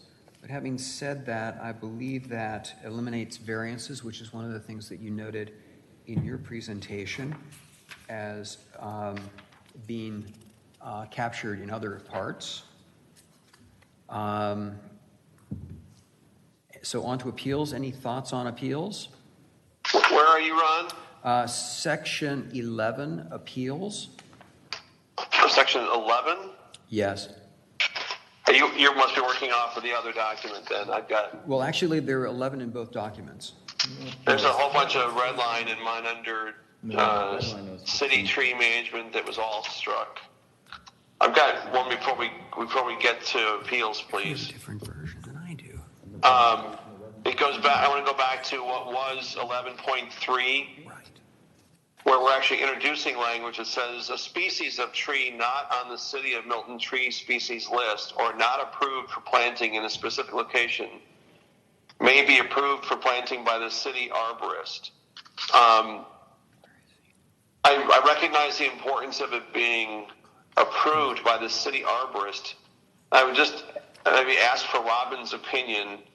When Mark was with us and administering this, would that have been something that would have been okay with Mark? Because Mark used to hold us to a very high standard of indigenous trees and not introducing the risk of unexpected consequences of a non-native tree and the risk that it's not a tree, but let's use kudzu as the example. Everybody had the best intentions with the introduction of kudzu to be the end all to feeding cattle, and now we know it's a destructive, invasive species of plant. And Mark used to be very protective about the list of trees that could be planted here, for good reason. So my question, Robin, is: do you think that would be a statement that Mark would, if he were still with us, would support? Well, Robin stepped out for a minute, but let me say that that's not new language. That's actually was something that I took from 11.4 and just combined it with 11.3. So it was in the original tree canopy ordinance. Okay. I just want to protect the legacy of what Mark was doing for us. It was spectacular. He did wonderful things for us as a city, and if we don't protect his legacy with questions like that, we're doing a disservice to the work that Mark had done before his passing. So. Right. And I don't think we're doing that here. It just kind of gives you, as tree nurseries evolve and things change with technology, there are new varieties and cultivars introduced all the time. So I think that's just a way of being able to introduce new cultivars that may become available that weren't at the time the list was created. Yeah, I get that. I just want to make sure it's consistent with the vision that Mark had. Yeah. Well, on the tree species list, there's also plants listed to do not plant, and they're highlighted on the list, and they are highlighted for different reasons, and one of those reasons is invasive species. So there's a group of trees that are on the do not plant list for that reason. Okay. Then I've got a whole sections, on the document I'm working with. It was under city tree management, hazardous trees on private property, This is the. variances. That's all being captured somewhere else. Obviously, it's all the 14s and all the subordinate language to the 14s before we get to appeals. Where is all that captured? Okay, well, the city tree management, it just didn't feel like it was necessary to state that the city has the right to maintain its own trees. Yep. So that was one reason for streamlining purposes, was just to get rid of something that we didn't feel needed to be stated. It's kind of, we know we have the right to maintain our trees. The hazard trees. Yeah, I'm not necessarily buying into the importance of streamlining, as long as we're not diminishing the value of what we're producing as an end result. I don't care if it's a long document, as long as it protects the look and feel of Milton. Okay, well, we can take a look at that and see if we need to put it back in. That's one I'm less concerned about, because to your point, the city has rights that would be different than that of a developer or a homeowner. I also want to make sure that, again, in the interest of transparency, that some of those things are captured in here, so people understand what the city can and can't do. Right, and the part about it being unlawful and a violation to damage, destroy, or remove a city tree, I was able to put that in another part of the ordinance. So I didn't totally get rid of that part. And the hazard trees on private property, hazard trees on private property is kind of already addressed in our property maintenance code. Yeah. And a lot of times hazard trees on private property are a civil issue and not really a city issue. Okay. Thanks for your patience on that. I'm ready for appeals from it. Okay. Section 11, appeals. Any thoughts or questions? I only just would comment again that once again we're using designee rather than arborist, and we'd look for consistency again, please. It's in 12.1, it's in 12.2.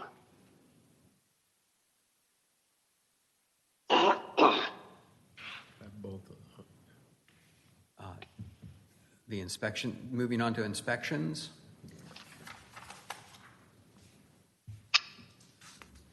It's also in 12.3, by the way. Yeah. And where are you going next, Ron? We were just finishing up inspections. Seeing if anyone had any thoughts on that. Inspections. Okay, got it.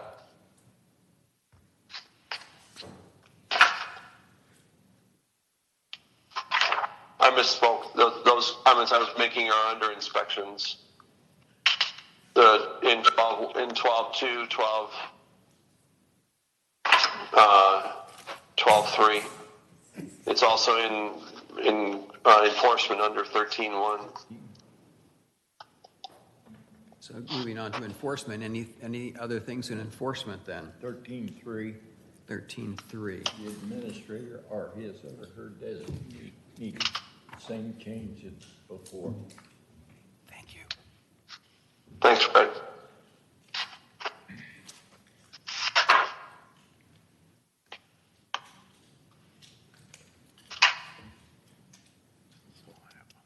Okay, moving on to section 14, notice of violation. Any questions there? On 14.3, where it's one of the first times we're talking about stopping inappropriate action on the part of somebody working on their trees, and we're talking about the potential of a stop work order, fines, and penalties, and we've struck that. Why is that struck? Well, a citation would include fines and penalties, and then a stop work order, you would list the remediation required. Well, as long as if you're confident that that's forceful enough that people will understand that a stop work order and or a citation can include penalties, great. But this is the first time we've come upon this in our reading, and now we're about to strike the introduction of the potential for penalties Penalties and fines are Okay, strong. well, I'll look at that. I think it may be covered under individual sections of stop work and citations. Yeah, it is. Okay, thank you.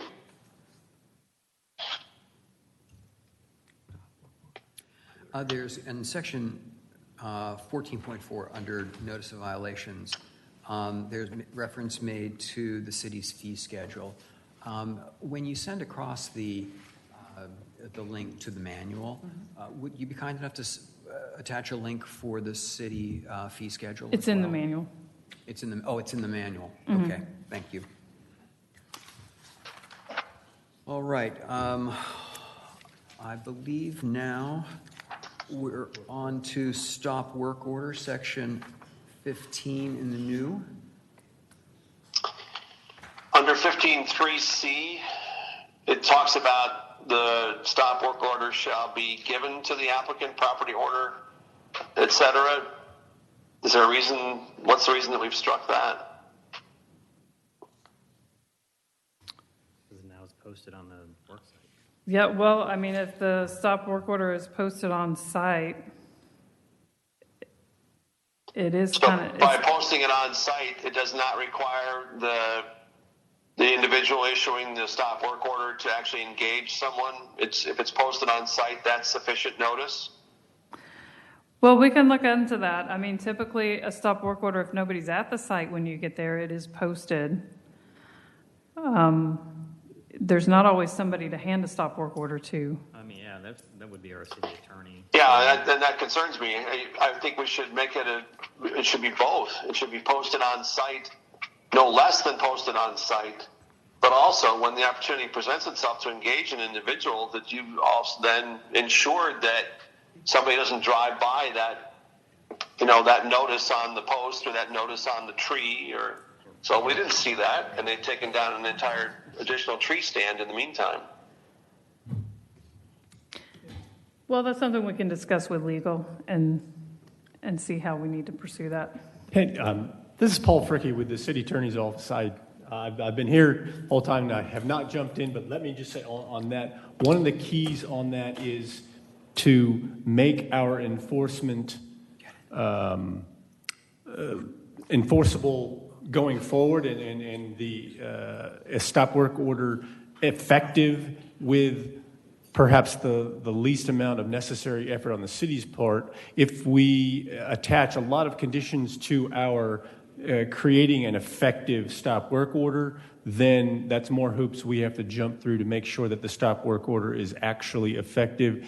Posting it is a sufficient requirement under most circumstances. So by making that the only requirement that the city has is helpful to the city in terms of maintaining an effective stop work order. That doesn't mean that we can't provide additional, and obviously it's in the city's interest to provide as much notice of the stop work order to obtain compliance. But in terms of, and I'll be honest with you, I don't have the version in front of me, but from the discussion that I've heard, I think that is one thing that we want to keep in mind. And I can add to this. Paul, you are right. We make every attempt to contact the property owner also.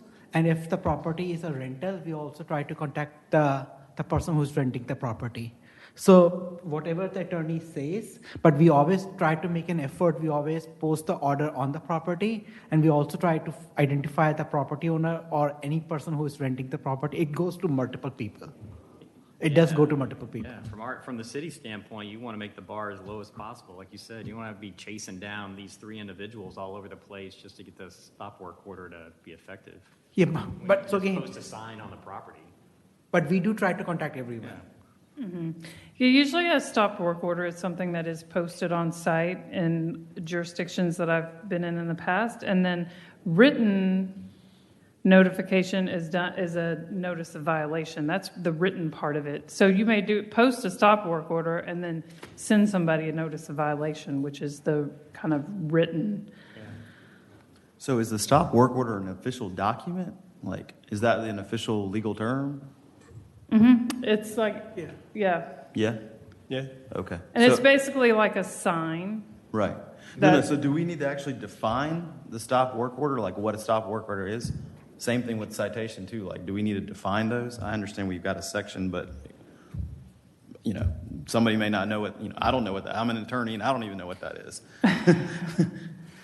Well, to be honest with you, I've never seen this outline like this in an ordinance, in any tree ordinance that I've worked with. These are usually just kind of internal policy stuff that people use. So, I mean, we could look at certainly adding definitions to those if we need to, but I think the definitions of stop work order and stuff are already kind of in our city code.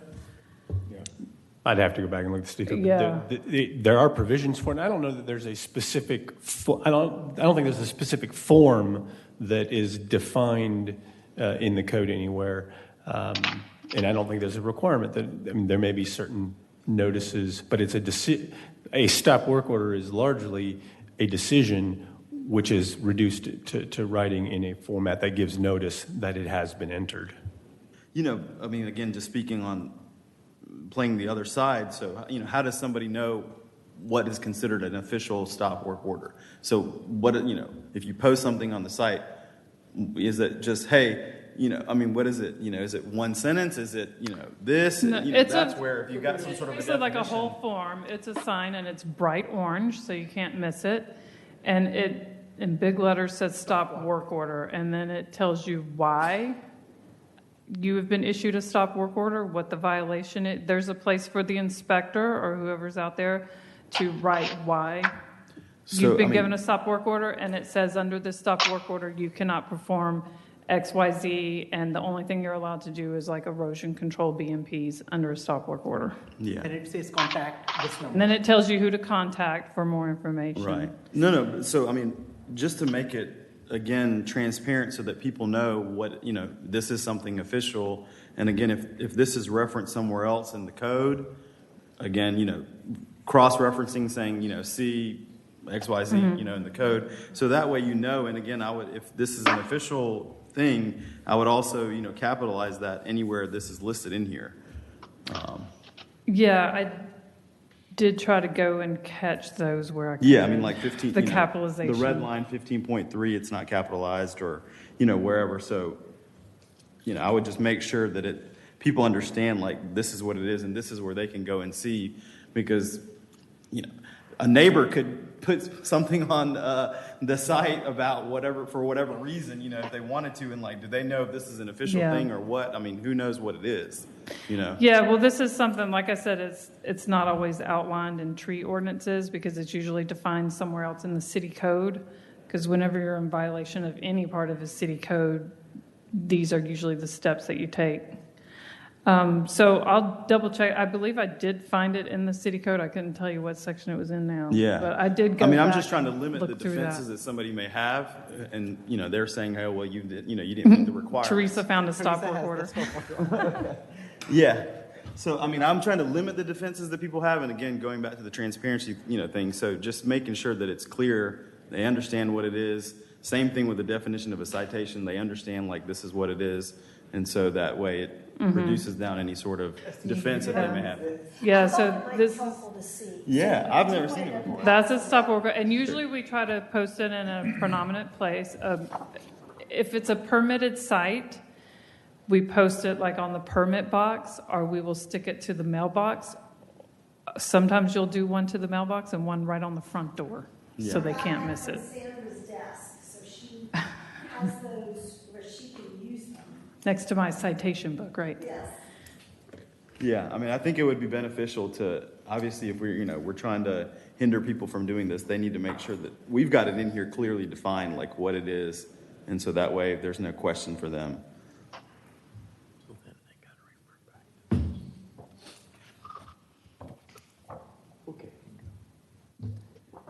Okay, citations. Section 16 in the new one, 20 in the old, in the red line.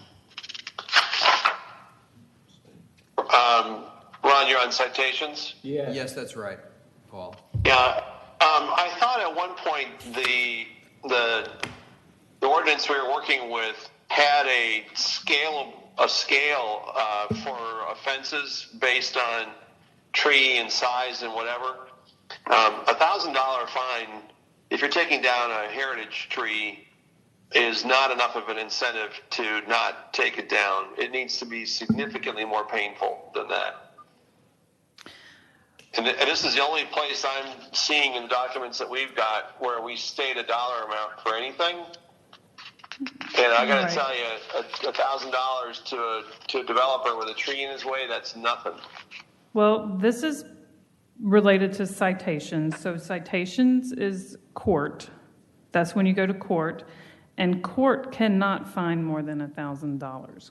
Am I correct in saying that? Yeah, it is a state limitation.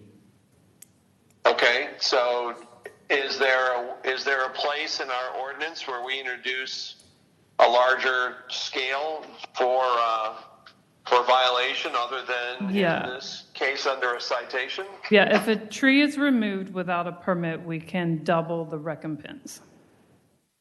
I'm sorry, say it again, please. If a tree is removed without a permit, we can double the recompense requirement.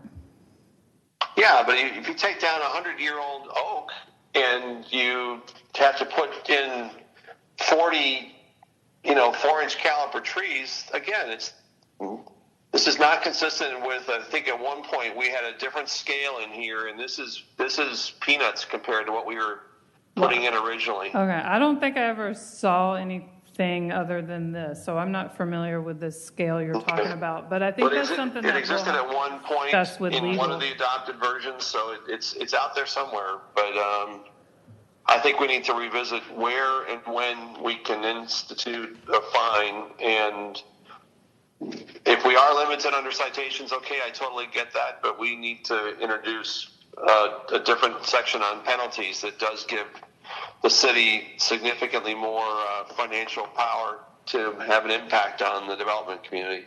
I would agree. I think that's a sense not only of this group, but also the sense of the community, that people have been getting touches on the wrist and would really rather have them say, ouch.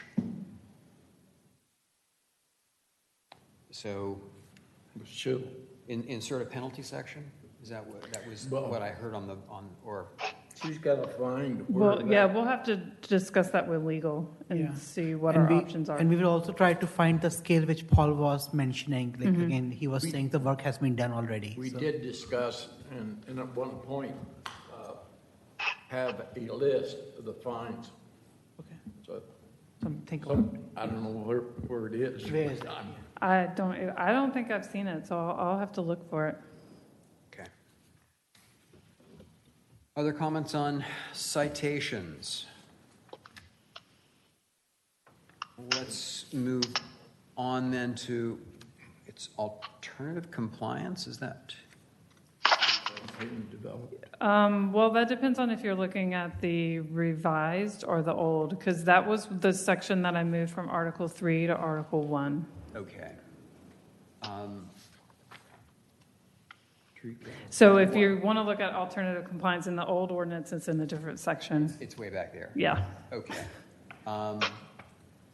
Why don't we look at alternative? Let's go through. Let's keep marching through the current draft, and we can flip back and forth in the redlined. And what page did you say was going to be in the redlined? That would be Article 3? It's in Article 3. I don't know exactly which page. Let me see. Article.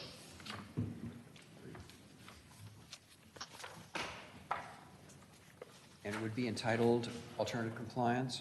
Mm-hmm.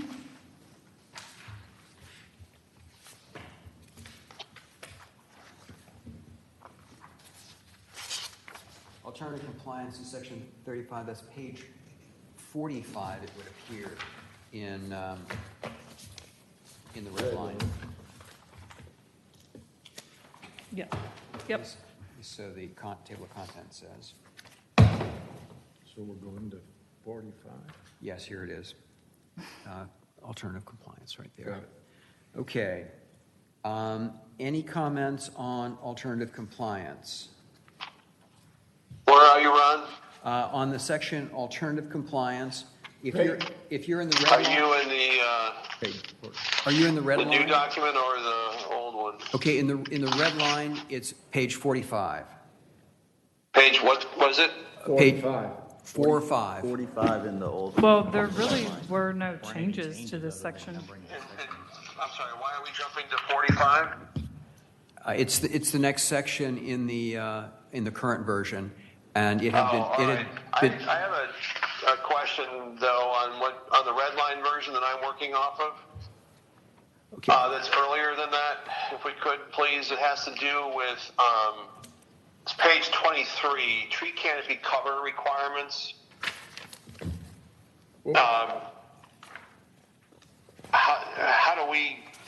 Where does this stuff go? If we're jumping to page 45, where does all this stuff go? For tree canopy requirements, tree removal permit, where does all that stuff go? It stays in Article 2. What happened was the alternative compliance and tree canopy fund that was in Article 3 got moved to Article 1. So when we finished the citation section, we were moving on to the alternative compliance because that's now the next section before Article 2. But since you seem to be going through the red line, Paul, I suggest you move to 45, which is where you find the next section. Of the new one. Hang on a second. Let me see if I can catch up that way. But that other, Paul, we'll be going back to. We'll go back to that. That's next. Oh, okay. Hang on. I'm working off the same one you are. Well, I don't have a page 45, so I'll be at a loss for this part. Let me know when you can come back. When you come back to what I've got. 45 in the red line. 25. 45 in the red line. Page 45. 45 in the red line. Okay, that I may have. He's looking at the other one, I think. Yeah, there is no page 45 with the... Okay, I'm on 45 in the red line. I'll see. Alternative compliance. I'm with you now. Yep. Okay. Alternate compliance, section 17 in the current version. Any comments on that? Well, there were no changes to the alternative compliance section. Okay. I think I have a question here. Payment for the tree canopy fund in lieu of conservation or planting a canopy cover for a maximum of 1/3 of the canopy cover requirement.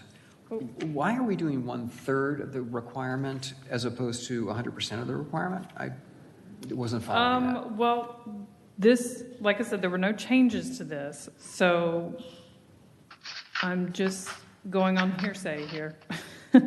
So I believe the intent was because you don't want to give somebody the option of not planting. Mm-hmm. You want to make them be responsible for some of the planting. They didn't want to give them a way to opt out of all the planting. How they came up with the 1/3 and 2/3, I couldn't really answer that question. But the thing was to not give somebody a total opt-out of replanting. Okay, so 1/3 of the requirement would be new trees, let's say, and the 2/3 would be a payment to the fund? No, it's opposite. 2/3 planted, 1/3 to the... 1/3, okay. Now I understand where I thought we were only getting partial recompense, but it seems like we're getting cash and trees. Right. It's both. Okay. 2/3 trees and 1/3 payment. And then for the tree bank, you can only do half of the required replacement on a tree bank. The other half has to be on the site that's being developed. Okay. Or where tree removal is occurring. Okay. Any other questions on section 17, alternative compliance? Okay. Let's move on. Now we're at the beginning of section 2, which I think, Paul, this is where you may find... This is where we come back. Now we jump back. To page 22, Paul. Great, thank you. Thank you. Okay. So I'm looking at the tree what canopy. What is... tree canopy. Pardon? Oh, go ahead, Paul. I'm looking at 19.1 under tree canopy cover requirements. And I think we're talking about like developed lot versus undeveloped lot at this point. So if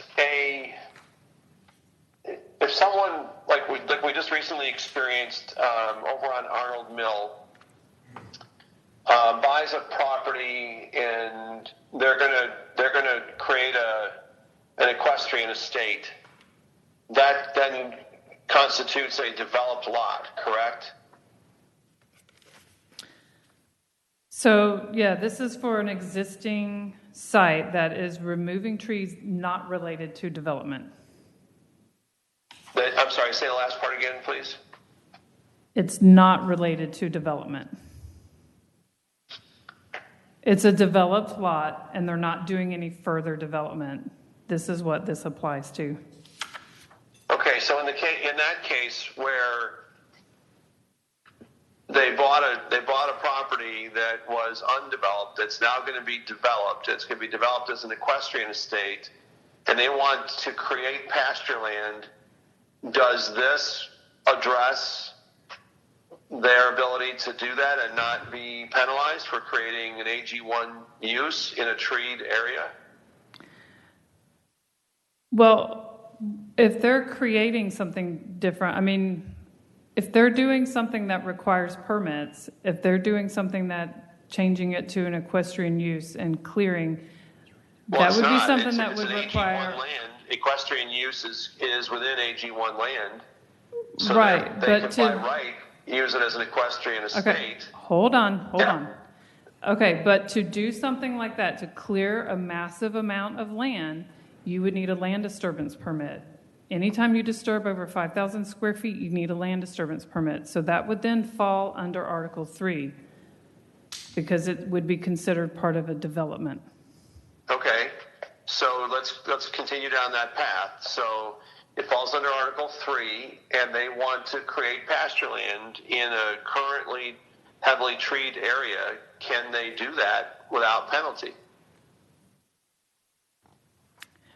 Well, if they're AG1, they still have to have the minimum 57%. It depends on the size of the lot as well, because if they are over 3 acres, they do have some options there. So you kind of have to look at the whole picture.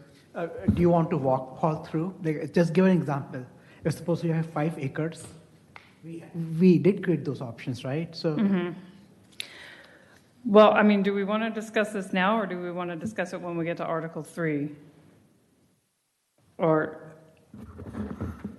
okay, I just feel like we're kind of jumping ahead a little bit. With AG1, it was my understanding that Milton is not the permit issuing authority. There's no permitting authority over AG1 for land disturbance. I'm in the middle of a lawsuit about that, where the city of Milton issued stop work orders, and after it was reviewed, the city of Milton came back and said, "Oh, we don't have permitting authority over AG1." So now I don't want to go back and say, okay, well, now we've got permitting authority over that, or we're relying on the permitting authority of land disturbance to do so. So we can discuss this later. Okay. But the issue is not the zoning, but the agricultural use. So AG1 is the agricultural zoning, but if there's a house, to answer your question, if there's a single-family house on AG1, we do have permitting authority with a single-family house on AG1. But I think what you are talking about, there was some discussion about agricultural use, whether we have a permitting authority on agricultural use or not. Okay. But it's the zoning versus the use. That's the distinction. All right, so we'll talk about that again in a moment. Is that where we came out on this? Ron, can you speak up, please? Yeah, I'm just trying to determine where we ended up. We're talking about that when we get to Article 3 yet again. That's fine, yeah. Is Article 3 in the red line document? It's not, correct? Yeah, it should be. Yeah, it's in there. Oh, never mind. I found it.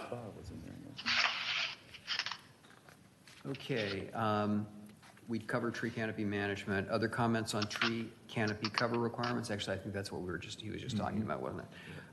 Tree removal permit. Any comments on tree removal permit section? Moving on to section 22, tree canopy. Hang on one second, Ron, please. Sure. I'm going to reread something here.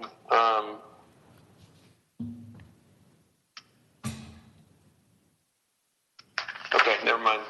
Okay. Section 22, tree canopy replacement.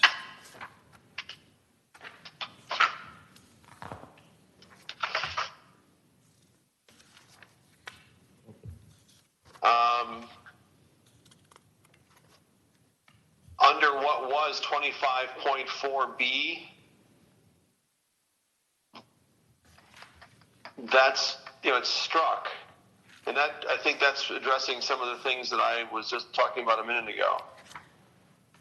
Oh, no, I'm sorry, totally different. I'm now rereading it. So, do we capture the fact that if somebody's been given the ability to change the tree canopy for whatever the development is intended to be, and then they don't execute that, do we have a clause like this? Is this captured somewhere else in the document? Or it's saying they're non-compliance if they're not doing what they said they were going to do, that they got permission to remove the trees, and then they don't do it, this holds them accountable to the fact they didn't do it. Does this go back in somewhere if it's struck here? Well, what they're working on is dealing with agricultural zoning and use in another place other than the tree ordinance. So that's something that staff has been working on and dealing with. So it was decided to remove all reference to agricultural or AG1 zoning from the tree ordinance because it doesn't need to be dealt with in the tree ordinance. They want to deal with it in zoning. And you're asking me to wait for something that we don't have, that in this particular instance holds them accountable. I'm not prepared to give up on something that holds them accountable until I have the other document in hand. We need to find a way to put this back in until such time that the other document is complete.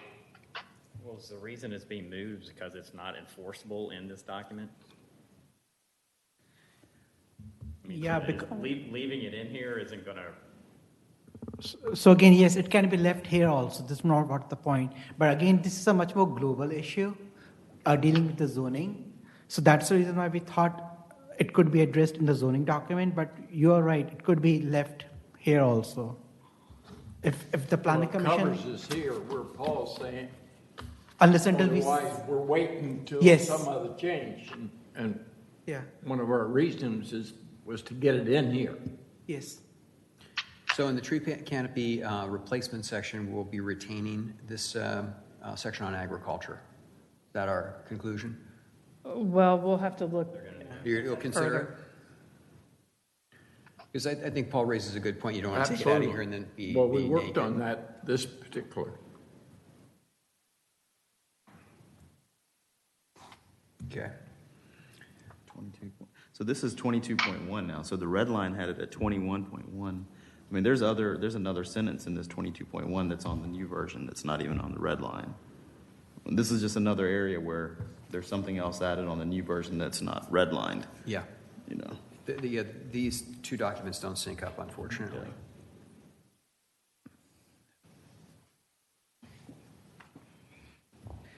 Anything else, Paul, on tree canopy replacement? No, just that one, that whole section is really important to me. That if we're moving towards something else, that's fine. But until we've got something else, I'm not ready to give up on what we have here that provides a protection to us. It needs to stay until we have something new.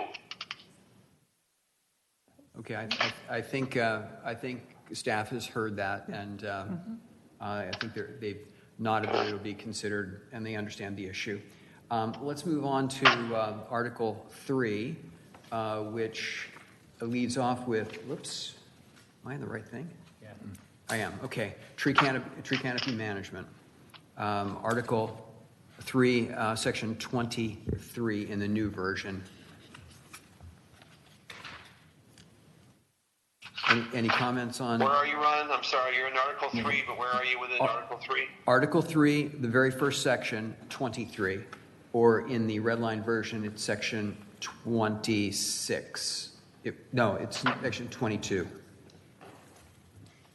Tree canopy management. Okay, I got nothing there. Okay. The next section is tree canopy plan. I note here that under what was 28.3 is now 24.3. I'd like to understand why we're willing to give this, what says the tree canopy plan shall be, rather than certified, prepared by a licensed professional such as an arborist, a registered forester, or a registered landscape architect. And then we go to a professional engineer or registered land surveyor who have nothing to do with tree preservation. I think we need to strike professional engineer or registered land surveyor. Those are not appropriate people to be providing a tree canopy plan, in my mind. So I think we've got agreement on that one.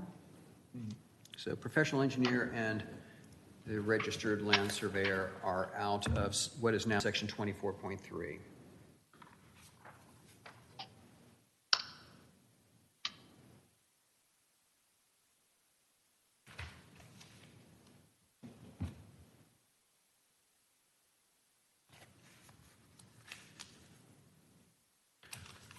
Okay. Anything else on section 24 tree canopy plan?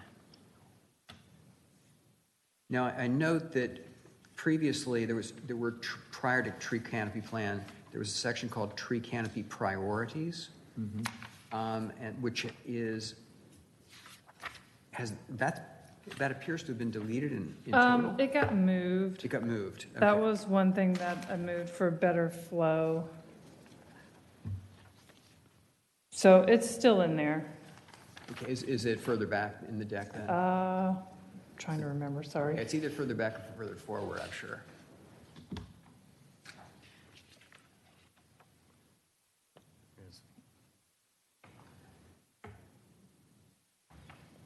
Page 21, section 26. Oh, okay, so it's coming up. Okay. Let's see. Tree canopy plan. And then, okay, on to tree canopy plan, which is section 24 in the new version. We started that with your comment, Paul. I'm sorry, Ron, say it again, please. No, we started working through this particular section 24, the tree canopy plan, with your comment regarding the professional engineers. Any further comment on that? No, not at this time. Okay, on to section 25, tree canopy. Well, I'm sorry, Ron, one more. Sure. Under 24.5, when we talk about the tree conservation manual, Yes. I mean, we need to see the tree conservation manual. Paul, they've previously committed to sending us that document as well as the fee schedule as Thank well, you. isn't it? Okay. The next, section 25, tree canopy cover requirements. This is the grid table 1 that you were referring to earlier, I believe. I note that there were some reductions in or changes in the required minimum, and for AG1, for instance, the first entry, it's now 57%, as you quoted earlier. But previously, in the last version, it had been 60%. Why the change out there, especially if we still have the objective of maintaining a tree canopy cover of 57%? This is the one area where you have a chance to make up for the other areas that are like at 20% or whatever. So let me start and Please. Sandra jump in, okay? So we basically spent one entire committee meeting on this to discuss this. And I will say the staff was pushing for 60%. And the reason why we came up with this 57% was the objective is no net loss. And the existing canopy of Milton is 57%. So the stakeholders committee was of the opinion if the objective is no net loss, and if the current canopy percent is 57%, so you cannot increase it to 60%. I will say staff basically mentioned it will be hard for calculation purposes also, because you will have to, let's say, half of 57%. But apparently the stakeholders committee was very passionate about 57%. Do you want to add something? That's about it. Yeah, it was just, that was something the committee was very adamant on. Well, Sandra, why did you argue for 60? Well, because it's an even number, so it's makes the calculations easier. And not only that, let me jump in. So even when we did our canopy study, it came out to be 57%. But again, it depends upon how you do a study, right? So you need to have a whole number. So if someone basically says 59, so it's not like it's 59, it could be 60 also. It depends upon how the study is being done. So that was the reason why the staff thought, although when the study was done, it came out to be sort of 57%, but it's sort of error margin sort of a thing, right? So that was the reason why also staff thought maybe just have it 60%, because there's no error margin, but still it's like, again, you did a study, it came out to be 57%, maybe it could be 60% or 61%. So that's the reason why staff thought, okay, let's round this to 60%. Make sense? yeah, that's pretty much it. Okay. But again, we are open for your recommendations. So I mean, yeah, 57 seems to be overly precise. I mean, not that 60 is any less precise, but it just seems like a pretty, I don't know. Nice round number. Yeah. Yeah. Or maybe you look at it and say, wow, they put a lot of thought into this. 57, man. Yeah. That was one of the things that came up. If we make it 57, it looks like we put a lot of thought into it. Yeah. That was one of the arguments. Paul? Yeah. Are you with us on the red line? The minimum tree canopy cover required? The table? Yes, I am. Okay, thank you.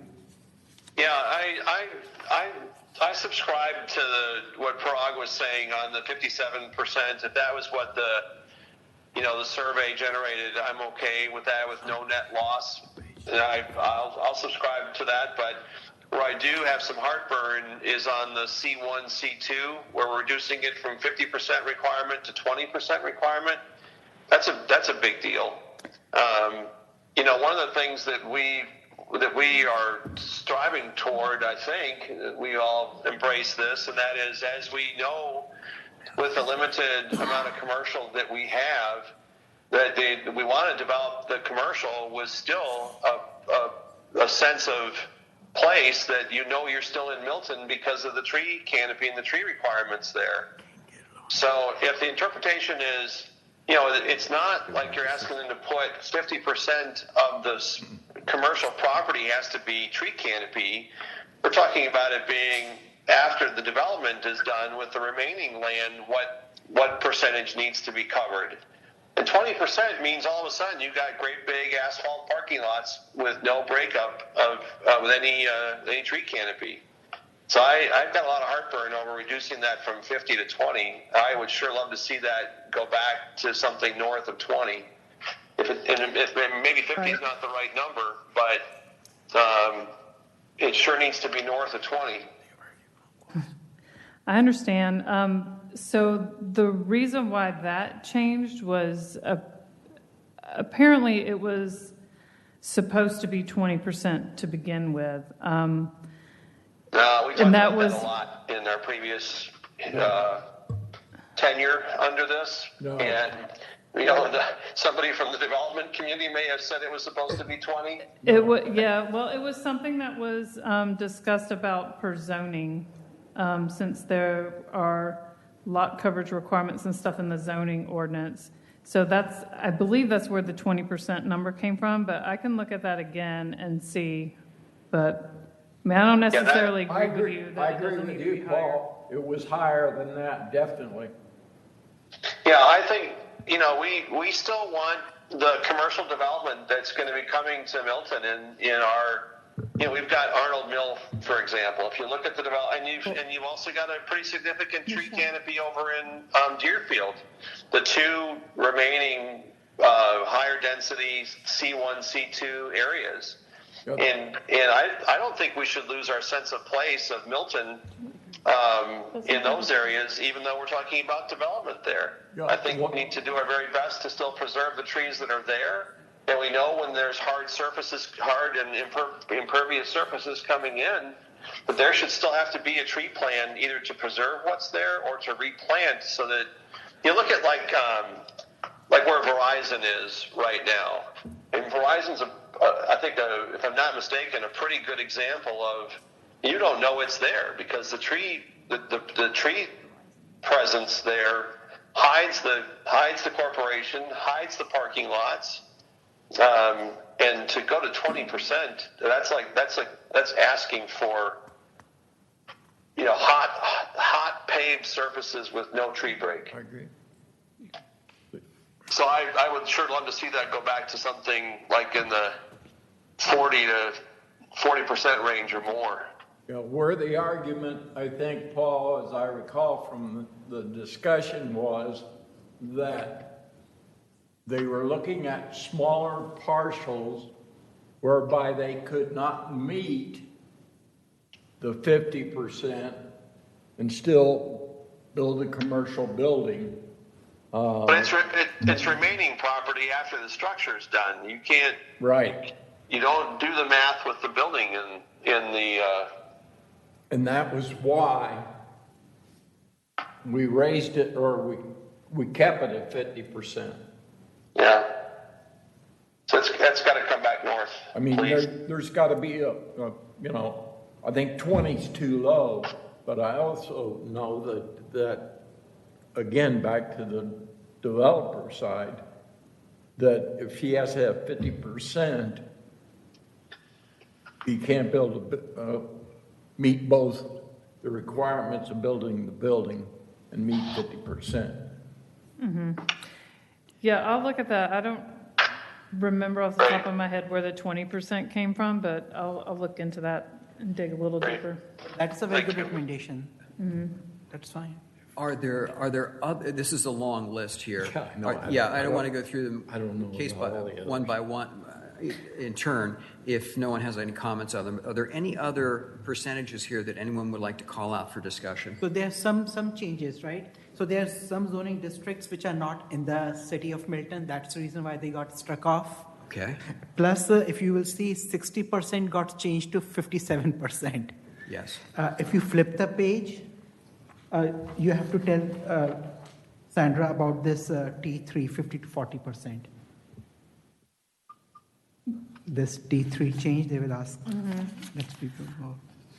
Well, I think these recommendations came from zoning based on what's allowed in those districts as far as impervious and stuff. So I think that's where the 40% came from, changing that from 50 to 40. I'm sorry. On T3? Oh, T3. Yeah, on T3. Yep, got it. And then basically the rest of it was just consolidating it so it wasn't so long, putting all the 40% on the same line, putting all the 30% on the same line. So what I'm hearing from the Planning Commission, even if there's a requirement of, let's say, in C1 and C2, if, as Sandra is saying, as per the zoning, if there's some requirement of 20%, but still the Planning Commission would like to, as Paul mentioned, the Planning Commission would like to be increased. 20% is too low, right? Even if we find a reason why it was 20%, but still we want it to increase. Right. Yeah, okay. Please. So, but I mean, like the 25.2, so if the lot is already below the 50%, whatever number we pick, it says that, the only thing is they just have to keep what's already there. Mm-hmm. I mean, do they have to put anything in the tree fund or any other recompense to get up to the whatever the number is if they're already below it, or? Well, yeah, this was something that was big in the stakeholder committee too. So putting an unnecessary burden on so the main thing came up like when you have a land that is currently farm or equestrian use, and then somebody comes in and wants to develop it.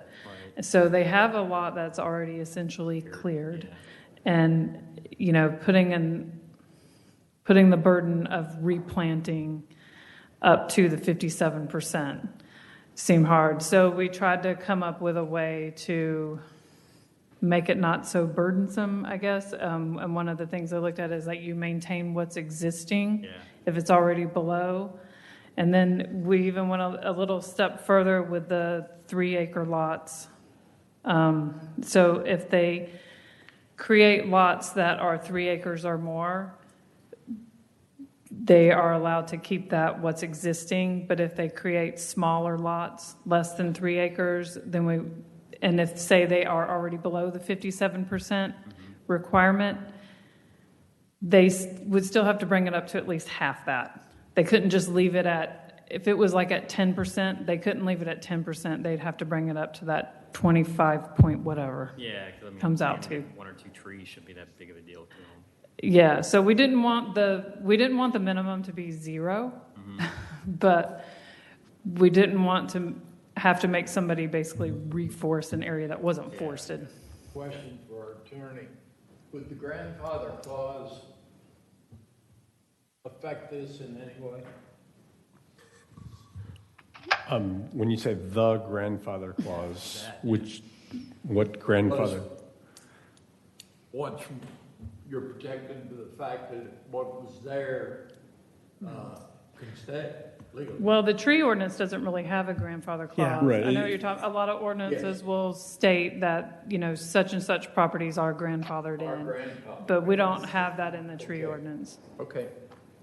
Now, back to your example, someone gets a pasture, they put in a house, and they only have to bring it up to half of the 57%. What do they have to do? Is there any requirement for the remaining half? Do they have to cut a check that goes to the tree fund? No. Nope. So again, this was a long discussion at the stakeholders committee. So again, they were trying to balance. So again, if you look at the objectives are you should not put the undue burden on the property owner. So this is what they were trying to struggle with. You're right. Maybe they need to cut a check if you cannot plant something, but still you have to pay in that fund, right? But the other argument was you are trying to increase the development costs by doing so. So again, sort of an interesting discussion, right? Interesting discussion, no easy solution, but something to think about. It's like, okay, there was a discussion about how much X dollars you are trying to, like, what's the monetary value, but still, it's Planning Commission's recommendation. Or they agree to become a tree bank and have somebody else plant trees on the property for them. Well, that's a good idea. That's a good idea. That's a very good idea. That's a good idea, yeah. Can you restate that? I couldn't hear that. You have to speak into the mic so he can hear you. I'm not sure what the situation is, because you got to have, 5,000, whatever the requirement is for a tree 8,000. bank.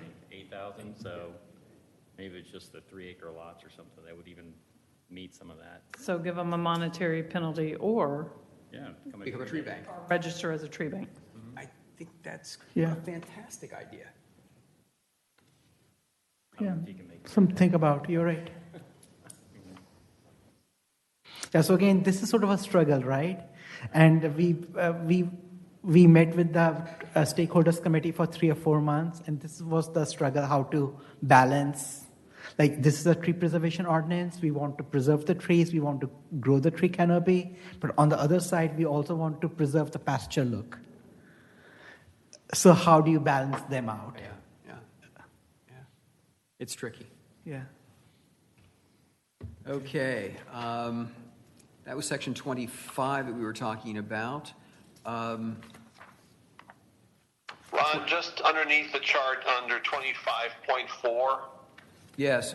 there's a change there. Can we discuss that, please? Why that change was made? 25, the first. Just a second. we held them accountable to both before, and now we're just saying the entire development. So that means that there could be areas where there are no trees, and we're not requiring them on that lot to put any trees, as long as the entire development meets the total. So that means they may have some lots that exceed 57%, but others that may be at zero, literally. Right. This is something that we had long discussions and went back and forth on in the stakeholder committee, and it was hard to get a good consensus. But at some point, the consensus was that it should only apply to the entire development. But I kind of think because the Article 3 refers to development activity in general, and so that if somebody comes in, so they come in for a land disturbance to do the subdivision, and then at some point, if they come in for individual building permits, so when they come in for individual building permits, I consider that new development activity, and I would think they would still fall under the ordinance. So it's kind of one of those tricky things. I understand what you're saying, but I think some additional clarification would not hurt us here, because what you just described, in my mind, is what it said before the changes. And yet we've now made it less clear, where the interpretation you just provided I'm okay with, but that's not what this currently says. It said what you just said before the word both and to each lot within the development, before those things were struck. That's what it said, in my mind. I sure would love to see us go back to that. No, thank you. For the sake of clarity. No, thank you. So this is a great planning commission recommendation. So as Sandra said, there was a lot of discussion in the stakeholders committee on this. There was a lot of discussion at the staff level on this. But this was sort of a consensus which the stakeholders committee reached at. But we will be more than happy to convey the planning commission's recommendations. I think if we hold, in this case, the subdivision development to the higher standard, and we get to the point of where practicality needs to come into measure. You've got somebody who's developing a 10-acre tract, and I'll give the example of on Freemanville Road, in between the two White Columns developments, there's a new development that's being posted. It was an equestrian estate. So we know that within the equestrian estate, there's some significant pasture land. And there's also some significant forested areas on that. The developer is going to develop larger estate lots in that purchase. I think it's going to be 11 lots or something like that, Parag or Robin, you may remember. And so in that instance, when you've got a larger estate lot, it may have some trees on it, but it may not meet 57%. But that's where the discretion of the arborist comes into play, that we're granting within the earlier portions of this document, where it doesn't make sense to have to suddenly forest a house that's plunked in the middle of what was an open pasture, when the development in its entirety probably might meet, well, it probably doesn't because it's got more pasture land, but you shouldn't have to necessarily repopulate to 57%. So in that instance, you grant a waiver because it makes sense to do that. But without creating the clarity that we had before, I think we're missing an opportunity here. I would sure love to see us go back to the original language in 25.4, knowing that the arborist will have discretion as appropriate to do something less than that when it's practical or impractical. Thank you. Okay. So I think that there's consensus. We'll add that back in. Okay. Next section, 26, tree canopy priorities. Ron, before we go on, I'm sorry, I got one more thing. It falls into this section. It goes back to my concern about the heritage trees. It was 29.9. It talks about the recompense for heritage tree. Is that captured somewhere else? Yes. And where is it captured? I believe it was in the heritage tree section. I'll just say review heritage tree section. To make sure it's included.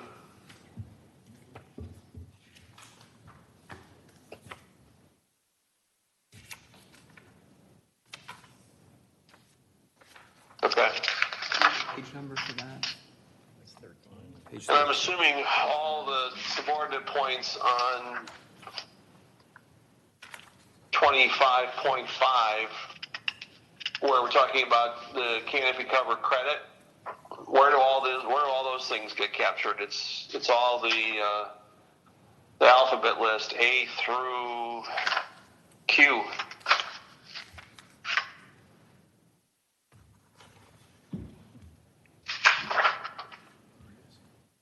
He's down here.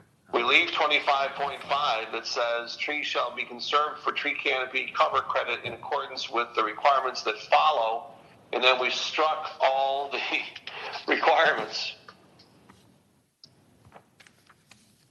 Was that a mistake? I'll have to look into that. I don't recall off the top of my head.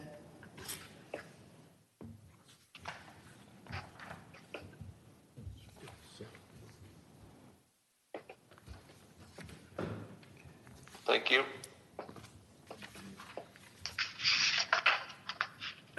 It's a whole list that it says look to see what follows. Then there'd be nothing that follows if all those things are struck. It's A through Q. Right, yeah. Thank you. I believe those were things that were going to be moved to the conservation manual. Okay. Move to where? The conservation manual. Okay. On to section 26 now, tree canopy priorities in the new version. Right, so basically I moved that from the front of the article to here. So in the red line version, the tree canopy priorities were like at the beginning of the article. Right. And so I just moved so them. it's okay. So we've done that already, is what you're Yeah. saying. Okay. Then the next thing is required tree locations, section 27. Where are you going to, Ron? Section 27 in the new version. Right, that's why I moved the tree canopy before you go priorities, there, can we because talk it about listed the 26.3 rural parking view lots? sheds and stuff, so I thought it made sense to put it right before. I'm sorry, I that couldn't hear you. What? But have we done this already? No. We did the tree canopy priorities Okay. at the beginning, but I then moved that because I realized that the tree canopy priorities are rural view sheds, road frontages, and all that started in 27. So I thought it made sense to move it to right before that section where you talk about all those things. Okay, that makes sense. Yeah. Okay. Hang on. Paul wanted. All right. Paul wanted parking lots. Oh, which section was that? 26.3. 27.3 on the 27.3 on the new. 27.3 on the new one. Okay, we'll come to that because we're there now. Required tree locations. Rural view sheds, 27.1. Comments? Hang on, Ron. Well, I think that's 26.1 on the red line. 26.1 on That the might red be line. confusing. Okay, I'm 26.1 calling off on of the the. red line. Right. Thanks, Mead. Yeah. Oh, yeah, I've got nothing there. Okay. And next, 27.2, which is road frontages. Yeah, on section A, or bullet A, the in all new developments, a minimum 1 tree per 40 linear feet. Previously, it was 30 linear feet. Why the change? We're going less cover? Well, better spacing for the tree to allow for the canopy to develop. Okay, so that's the... Yeah, that was the reason for that. Because you're promoting, on road frontages, we're also promoting large canopy trees and shade trees, and so they need a little bit more space. Okay. 30 feet, I just feel is too close. Then they're overlapping and they can't grow their full potential. That makes sense. Anything else on that section? Road frontages? If not, our all-time favorite here, parking lots. 27.3. Any thoughts on parking lots? Well, I'm concerned about, I don't know that the number was right before. It's 60% canopy cover. It was in 26, it was 30.3. It's now 26.3B that was struck. Right. Because of the minimum canopy requirements in Table 1, the stakeholder committee wanted to change that since you have the tree canopy cover. Table 1, is that going back to that goes, okay. Well, Yeah. That's just what we just said. We're talking about the fact that Table 1, if I'm not mistaken, was too low for commercial, right? Right, and we're going to look at upping that. So we've got to review parking lots, otherwise we're shooting ourselves in the foot with that. Because you can't, obviously you can't put a tree where there's now a building, but you can put a tree where there is a parking lot. So we break up the hard surface and the heat that comes from the asphalt or whatever surface they're using. So we've got to have a number that goes back in there. I'm not sure it's 60%, but it's got to be something more than striking it in its entirety right there. Right. Well, the thought behind that was to provide consistency, and then, you're requiring a tree every 6 spaces, and so they just felt like it was kind of already covered. But we can take a look at that and see if we can come up with a number to put in there. And while I can't find it right now, it's 6 spaces now. I think previously, memory serves, it used to be 4 spaces, a tree for every 4 spaces. Again, the logic of...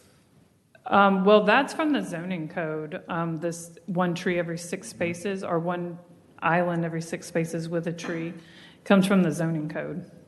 And I don't know what it was prior to 6 spaces. Okay, I thought I remembered. My understanding was that had always been the requirement, but it's... Okay, probably my bad. Yeah. I think so.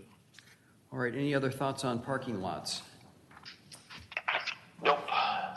27.4 landscape strips. Yeah, so, nothing in here changed. 27.5 buffers. Nothing changed there either. Section 28, landscape performance bond.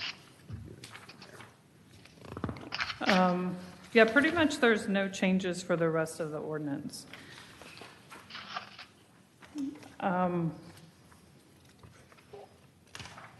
There may have been a few minor changes in the timber harvesting section based on some feedback I got from legal that I did after this red line, but they were suggestions from legal that I took in, and that kind of went back to the state regulation. There's a state code that regulates how much we can regulate with timber harvesting. The state has adopted a very favorable preference and protection of agricultural activities, and it very severely actually limits the amount of regulation a local government can put on agricultural activities. From zoning to water protection and various other things, they will favor agricultural uses and prevent local governments from doing a lot of things, provided it is legitimate and agricultural activity. And as I think was mentioned before, practice activity, not zoning. And timber harvesting is considered an agricultural activity because it's basically a crop. Any other questions relating to those final few pages that had no changes? On page, excuse me because of all the red lines and that, but under tree canopy fund, fees collected.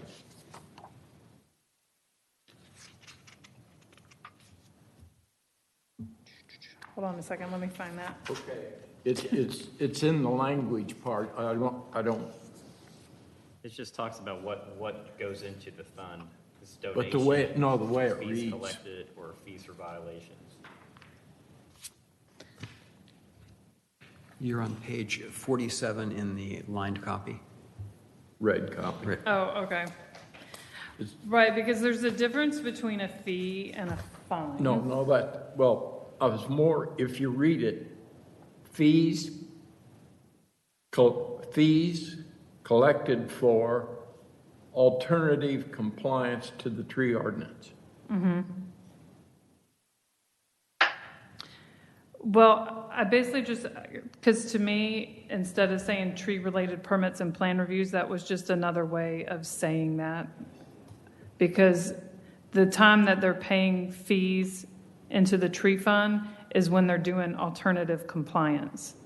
Okay. That's when the tree fund comes into play. So that's the only reason why I changed that, is because I just thought it sounded better. Okay. It means the same thing, essentially. Okay. I missed that in my checking. Yeah, and then I just changed fines to fees in C right below that, because fines are the court citation thing that and those can't go into the tree fund. Only fees can go into the tree fund. So that's why I changed that word. Okay, are there any, we just turned all the pages in both the lined copy and the current copy. Are there any other questions or comments for staff? So let me say a few more things. Few things which the stakeholders committee discussed, and it's not in here. Okay. Because then we were like, maybe it should not be in here. About whether we should require some sort of a permit for companies that do tree removal work. Registration. Whether do we require a registration for the companies who do our tree removal work or not. So that was a discussion that came up. The second issue that came up was about education. How can you educate the community? How can you educate the companies about the value of this document? So registration and the education were the two issues that were discussed. Work in progress. Do not have answers. What's the question about registration? What's the... So registration was like, should we require a company that does tree removal in Milton, that they need to register themselves with the city or not? So there are pros and cons. Otherwise, they wouldn't be able to do work here. Yes. Yeah. Pros and cons. It's like the city does not require carpenters, plumbers to register. So you are basically trying to hamper the free economy. Right. That was one thing. Yeah. But if you require the registration, you will have more control. You know who's coming in and whether they know this ordinance or not. Well, I think in addition to that, and I brought it up many months ago, the problem of coming up with this and then trying to implement this to those that just come in and cut the trees down, don't know anything about the ordinance. Yes.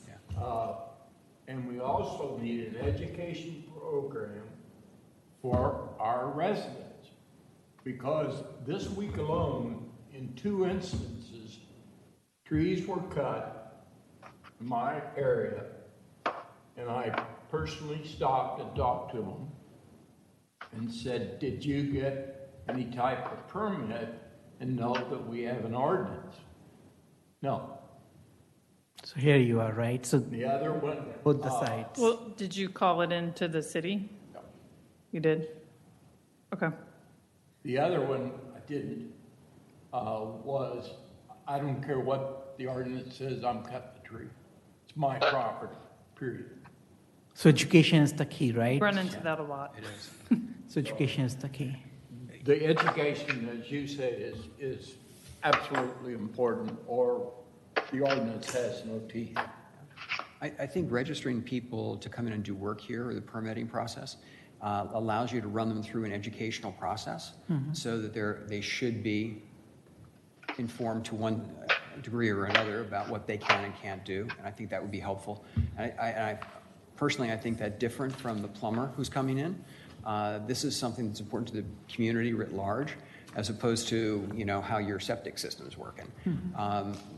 Different. So, and then with regard to education, I think that's really key on so many levels, on so many things we do here in Milton.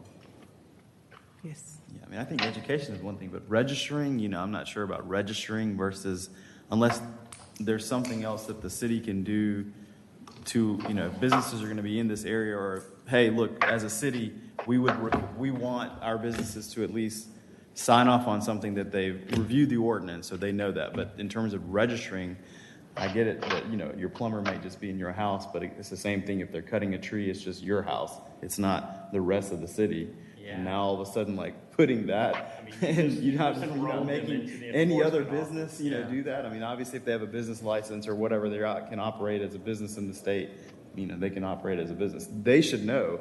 And if there's any violations that company is committing, I don't know if there's any ramifications for a company to be given some sort of citation or violation. The companies can be given citations and notice of violation. And that's going to be, that's on them to not understand what the ordinance is, and then they go and do it. Well, here you go. Typically, in a homeowner situation, an existing home situation, I'm going to go after the tree company first, because they're going to be the repeat offender, and they're the ones who need to know it. So, in my previous jurisdictions I worked at, the citation always went to the tree company. Right. Yeah, so then that's on them. They should understand the ordinance first before and they go they and do learn the work. pretty quickly. Yeah, I'm sure they will. Nobody likes going to court, even e-court.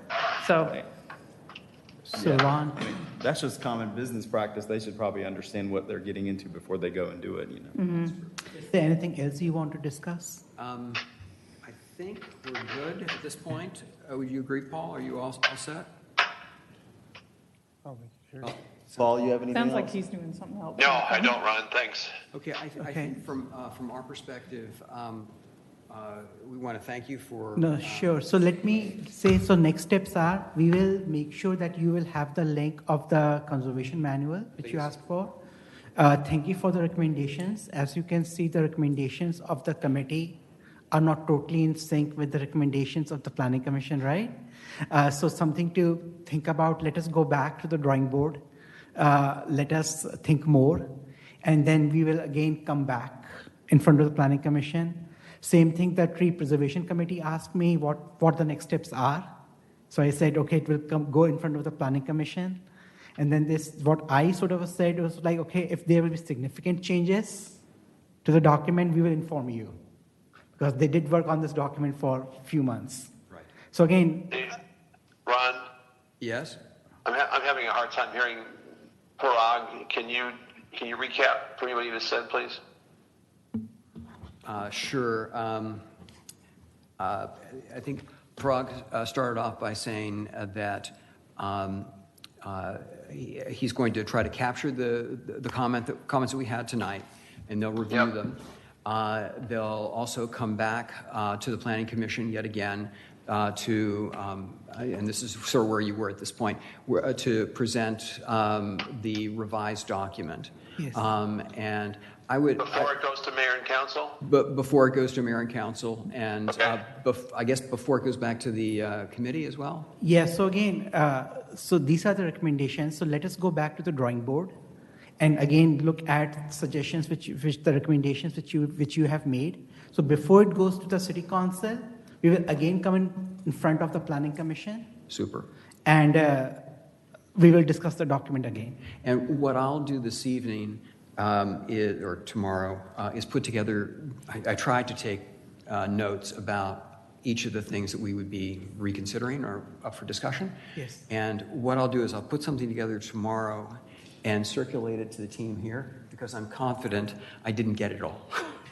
And so then I'll take their input and send something over to you, and you can bounce it up again. I know you were taking copious notes over there as well.